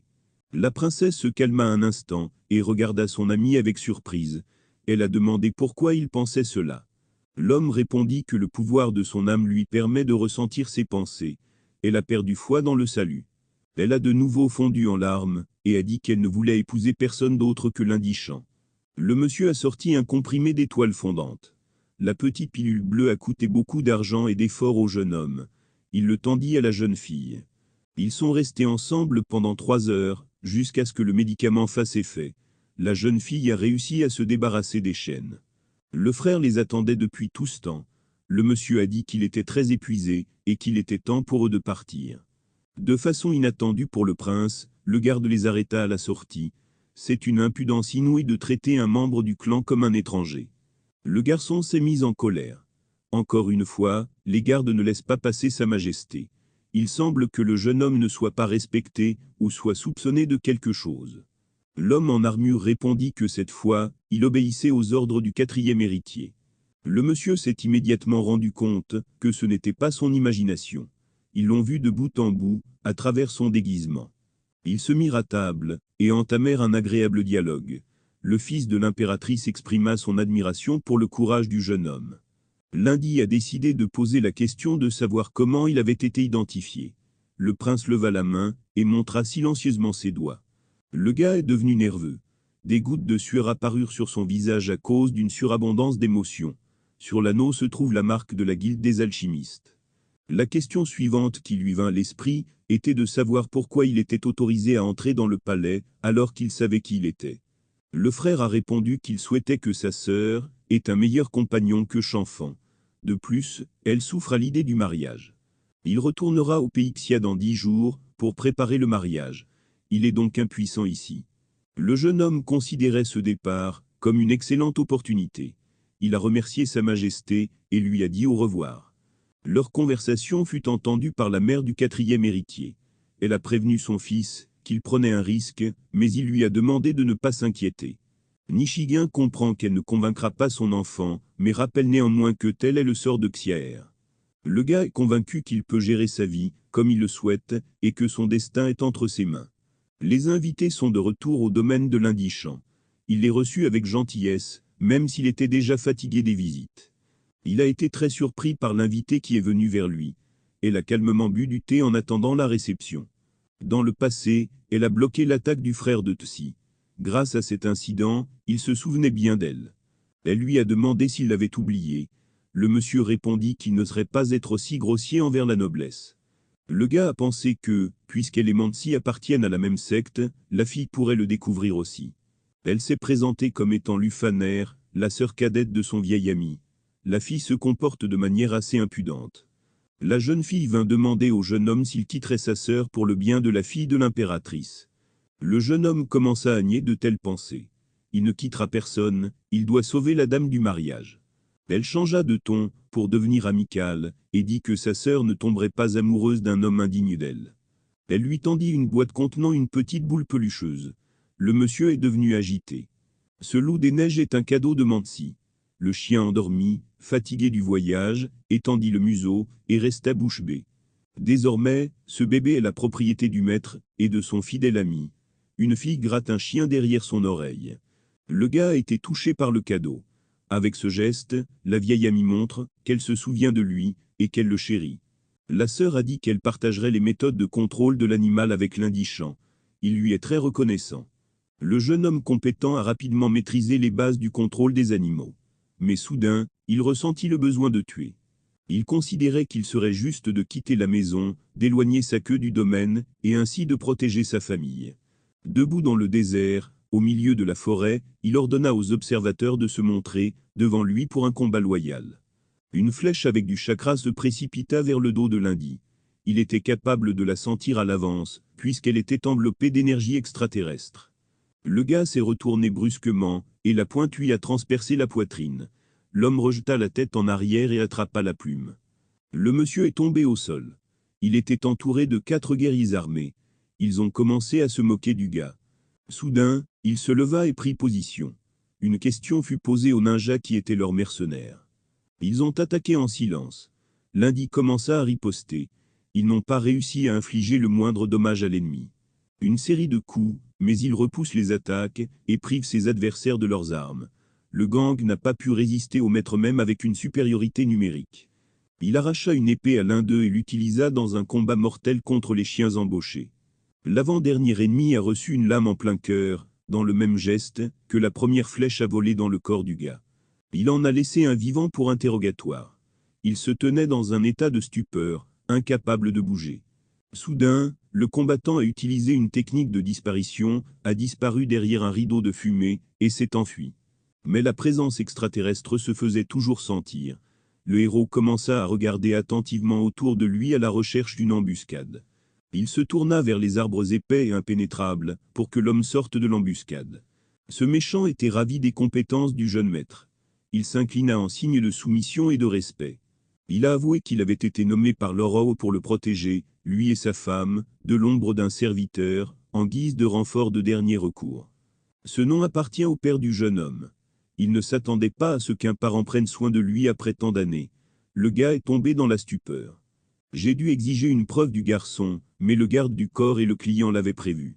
Dessous son manteau, il sortit un petit poignard fait maison en bambou vert, et des deux mains, comme un trésor, il le tendit à l'homme respecté.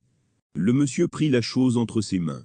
Dans un passé lointain, l'épée de cet enfant était le premier cadeau de son père. Enfant, il aimait beaucoup ce métier, mais lorsque son père est parti, le jouet a disparu avec lui. L'homme a ordonné à l'escorte de se rendre à la conversation. Il veut en savoir plus sur son père.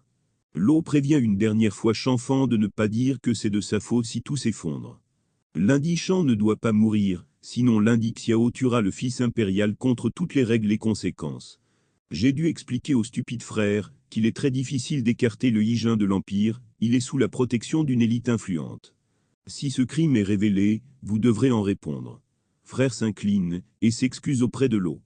3 jours plus tard, le maître a envoyé Chanfai, lui fournissant des pilules, pour soutenir l'armée. Dans le même temps, le jour du retour du fils impérial approche. Il est temps pour le jeune homme de se préparer. Le nombre d'ouragans dans son corps est passé à 10. Cet art parut étrange au héros. Frère Amand revenait de la chasse, avec le corps d'un cerf sur les épaules. Le corps d'un homme adulte ressemblait à un jouet sur fond de grand type. Le gars a examiné la carcasse, et a fait remarquer qu'à l'avenir, cela vaudrait la peine de tuer des animaux avec une hache. L'homme a affirmé avoir utilisé une arme. Selon lui, la force est suffisante pour tuer un cheval. Lundi a demandé à son frère de ne pas tout briser avec une hache, mais de l'utiliser aux fins prévues, et, dans les cas extrêmes, pour se protéger. Le louveteau courut vers l'animal mort. Le bébé a faim. Le monsieur a constaté que l'animal mange beaucoup et grandit vite. Cela rend le propriétaire heureux. Le monsieur a demandé de couper la proie en morceaux comestibles. Aujourd'hui, avant une mission importante, ils goûteront du gibier. La calèche du prince, accompagnée de gardes, traverse la gorge. La sécurité remarque, quelqu'un en route. L'Indichan et son frère Amand ont bloqué le chemin de Sa Majesté. Les mercenaires se sont levés et étaient prêts à se battre. Le jeune homme raconte avec ironie qu'il est venu accompagner l'homme respecté sur ce tronçon de route désert. Même le stupide garde du corps a compris que le but du gars qui interrompait le mouvement de la charrette était de tuer le roi. L'héritier de la couronne ordonne à Weimen de couper la tête du garçon impudent. Il obéit. Frère Amand décide de combattre le grand type. Cela ne dérange pas lundi, quelqu'un doit assurer la sécurité. Les lames et l'énergie vitale des deux voyous se rencontrent dans l'impact. Ils ont l'air intimidants, mais en réalité ils sont plus faibles que leurs mercenaires. Les archers tirèrent des flèches vers l'ennemi, mais celui-ci recula et esquiva adroitement. Le maître commença à concentrer le chakra autour de lui pour frapper. Le ballon, brillant comme le soleil, a effrayé les gardes, et ils ont commencé à s'enfuir. Le jeune homme a prononcé le mot explosion, et l'espace autour a pris feu. Les gardes sont littéralement devenus célèbres sous ce flux de chakra. Le fils impérial fut sérieusement effrayé. Je n'ai jamais vu de tel tour exécuté par l'Indie auparavant. Après avoir enlevé la garde, le gars se rendit chez le prince. La première chose que j'ai demandé était de savoir qui avait emprisonné Shuyao.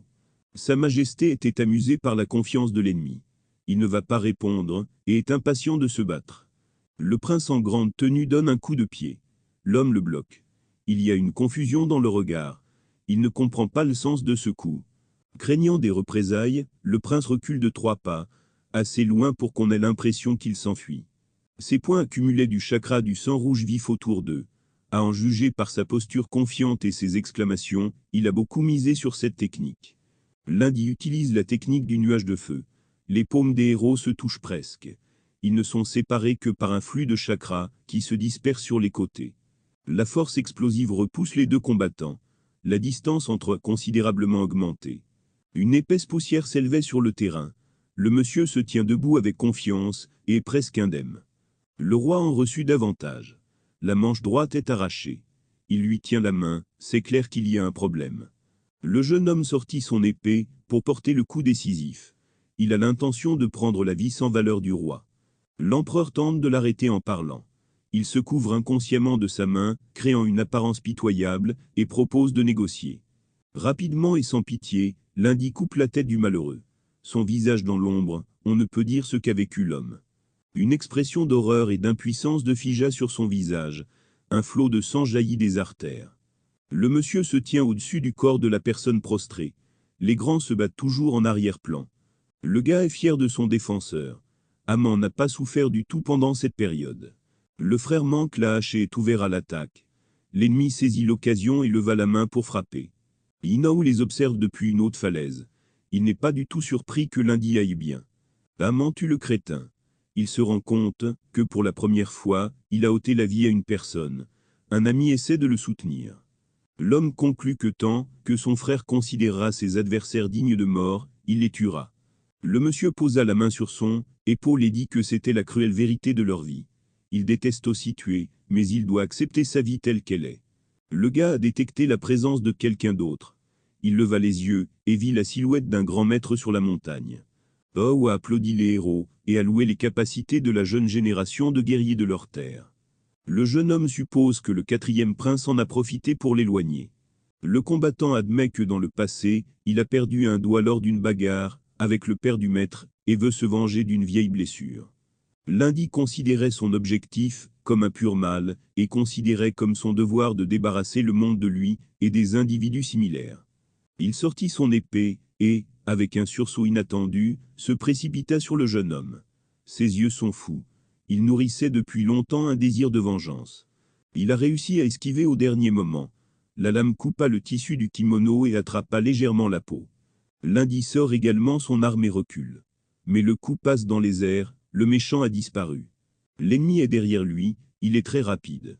Il ne pouvait pas capter ses mouvements avec ses yeux, il sentait seulement sa présence. Il jette Champ au sol, et se balance pour le tuer. Le monsieur espère de la chance, car il n'aura pas le temps de se regrouper et d'esquiver le coup. Le grand gars défend son frère. Il repousse le méchant, sauvant ainsi la vie de son ami. Après avoir évalué la force de l'ennemi, Amand se rend compte qu'il ne vaut rien dans la bataille contre le maître. Il est indigné par l'impudence du voyou et le frappe du coude. Il ne veut pas se laisser distraire de la principale victime. Profitant de l'instant, le monsieur attaque par derrière. Il fait ce geste en criant, sans cacher sa localisation. Mais Inaou est très attentif et fort. Il parvient à se retourner et à projeter une puissante vague de chakra. L'énergie frappe le gars. Sous le coup puissant, il crache du sang, mais reste conscient. L'onde de choc projeta le héros contre le rocher. Il se figea un instant et glissa au sol. Le méchant commence à expliquer sa supériorité sur les anciens rivaux du maître et sur le jeune homme lui-même. Le héros est silencieusement d'accord avec les jugements de l'adversaire. Sa classe est plusieurs fois supérieure à celle de ses précédents adversaires. Mais il dispose toujours d'une technique préparée qui peut fonctionner dans la situation actuelle. Le gars a frappé le sol de manière épique avec son arme, soulevant ainsi un rideau de sable. Il fuit le champ de bataille. Le maître cherche une prise dans une technique aussi simple et de bas niveau. Il soupçonne que le maître a décidé de le tromper et lui a préparé un piège. On dit à Amand de suivre son frère, mais il ne peut pas voir la route à travers la poussière soulevée. La tempête de poussière désespérée se termine là où commence la forêt. On ne le remarque que sur la cime des vieux arbres. Le grand type devine qu'il doit suivre cette voie. Le scélérat se tient déjà derrière lui. Il frappe l'homme dans le dos, avec son épée aussi fort qu'il peut, mais il ne parvient même pas à percer la peau. Le gentil fait signe à Ao de s'éloigner. Il demande avec une expression innocente ce dont il a besoin. Un guerrier ne veut pas perdre de temps avec un imbécile. Il part à la recherche du maître, son seul but de voyage. Il crie des menaces dans toute la forêt, espérant que le gars s'emportera et acceptera le défi de se battre. Des bruits parasites ont fait se retourner l'homme. Un tas de terre vole vers lui. Il efface les pitreries d'un petit tyran. La situation commence à l'irriter. La saleté se retrouve sur le visage du maître, et il explose de colère. Il a commencé à menacer de tuer le farceur. Du haut de l'arbre, il observe le combattant solitaire dans la boue. Même s'il perd au combat, il peut faire une blague. Un saint sauta sur une branche à côté du jeune homme. Elle peut révéler l'endroit où se cache le héros. Il essaie de ne pas effrayer l'animal. La petite fille se figea et regarda le gars, une pause gênante entre eux. L'animal arrive bruyamment, et s'est enfui au galop à travers la cime des arbres, cassant des branches, et émettant des sons inutiles. Le méchant l'a remarqué, et s'est retourné en entendant un bruit inhabituel au sommet des plantes. Son objectif est là. Il sortit une pilule empoisonnée de l'anneau, la cassa et appliqua de la poussière orange sur le tranchant de l'épée. Les armes des héros rencontrèrent un impact. Lundi a réussi à se préparer au combat et à se défendre. Le héros sentit une odeur suspecte. L'idée lui traversa l'esprit que c'était de la poudre empoisonnée. Le gars tente à nouveau de s'échapper. Le maître s'arrêta pour prendre l'antidote. Le poison commença à affecter le cœur. Levant un poignard vers le ciel, le casse-cou menace de tuer le maître. Son aura scintille d'éclairs. Encore une vague de chakra, mais cette fois plus forte, colorée d'énergie violette. Elle renverse son adversaire. Son corps est transpercé de rayons d'énergie vitale dense et forte. Un jeune homme tombe d'une falaise dans un étang. Cela devint pour lui à la fois un salut et une épreuve mortelle. L'homme n'a pas pu poursuivre davantage la victime. Il doit purifier son corps du poison.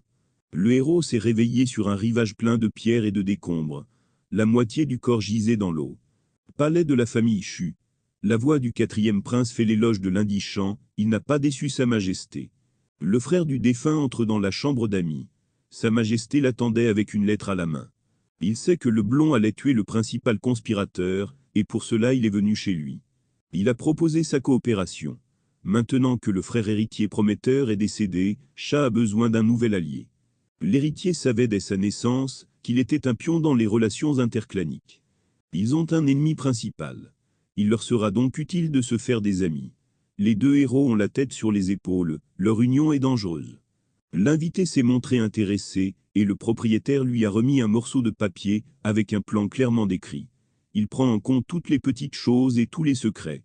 L'homme prend clairement un risque. Il a réussi à épingler lundi Tiang Xiao contre le mur. Il a joué son rôle, et a été mis hors jeu par la tribu sauvage. Les hommes discutent de leur plan impeccable, et célèbrent déjà leur victoire. Le 4e est concentré, bien qu'il soit rempli de fierté et de joie. Le prince veut se joindre à la cause. La condition principale est d'aider le prince à devenir le dirigeant de son empire. Les partenaires ont trinqué et bu en l'honneur d'un accord réussi. Ils peuvent se permettre de se détendre, pendant que leurs concurrents se remettent des chocs. Shang est inconscient. Une voix dans sa tête réveille le héros. Les choses ne sont pas finies dans ce monde, il doit le détruire. Il passait son temps inconscient sur un lit dans la maison forestière d'une femme. Il y avait une serviette sur son front, apparemment elle prenait soin du malheureux. Elle était contente que le gars se soit réveillé. La fille porte un tout petit haut et une jupe tigrée. Pour fêter ça, elle a voulu serrer dans ses bras le survivant. De tels gestes de la part d'une dame qu'il connaissait, depuis moins d'une minute ont effrayé le monsieur.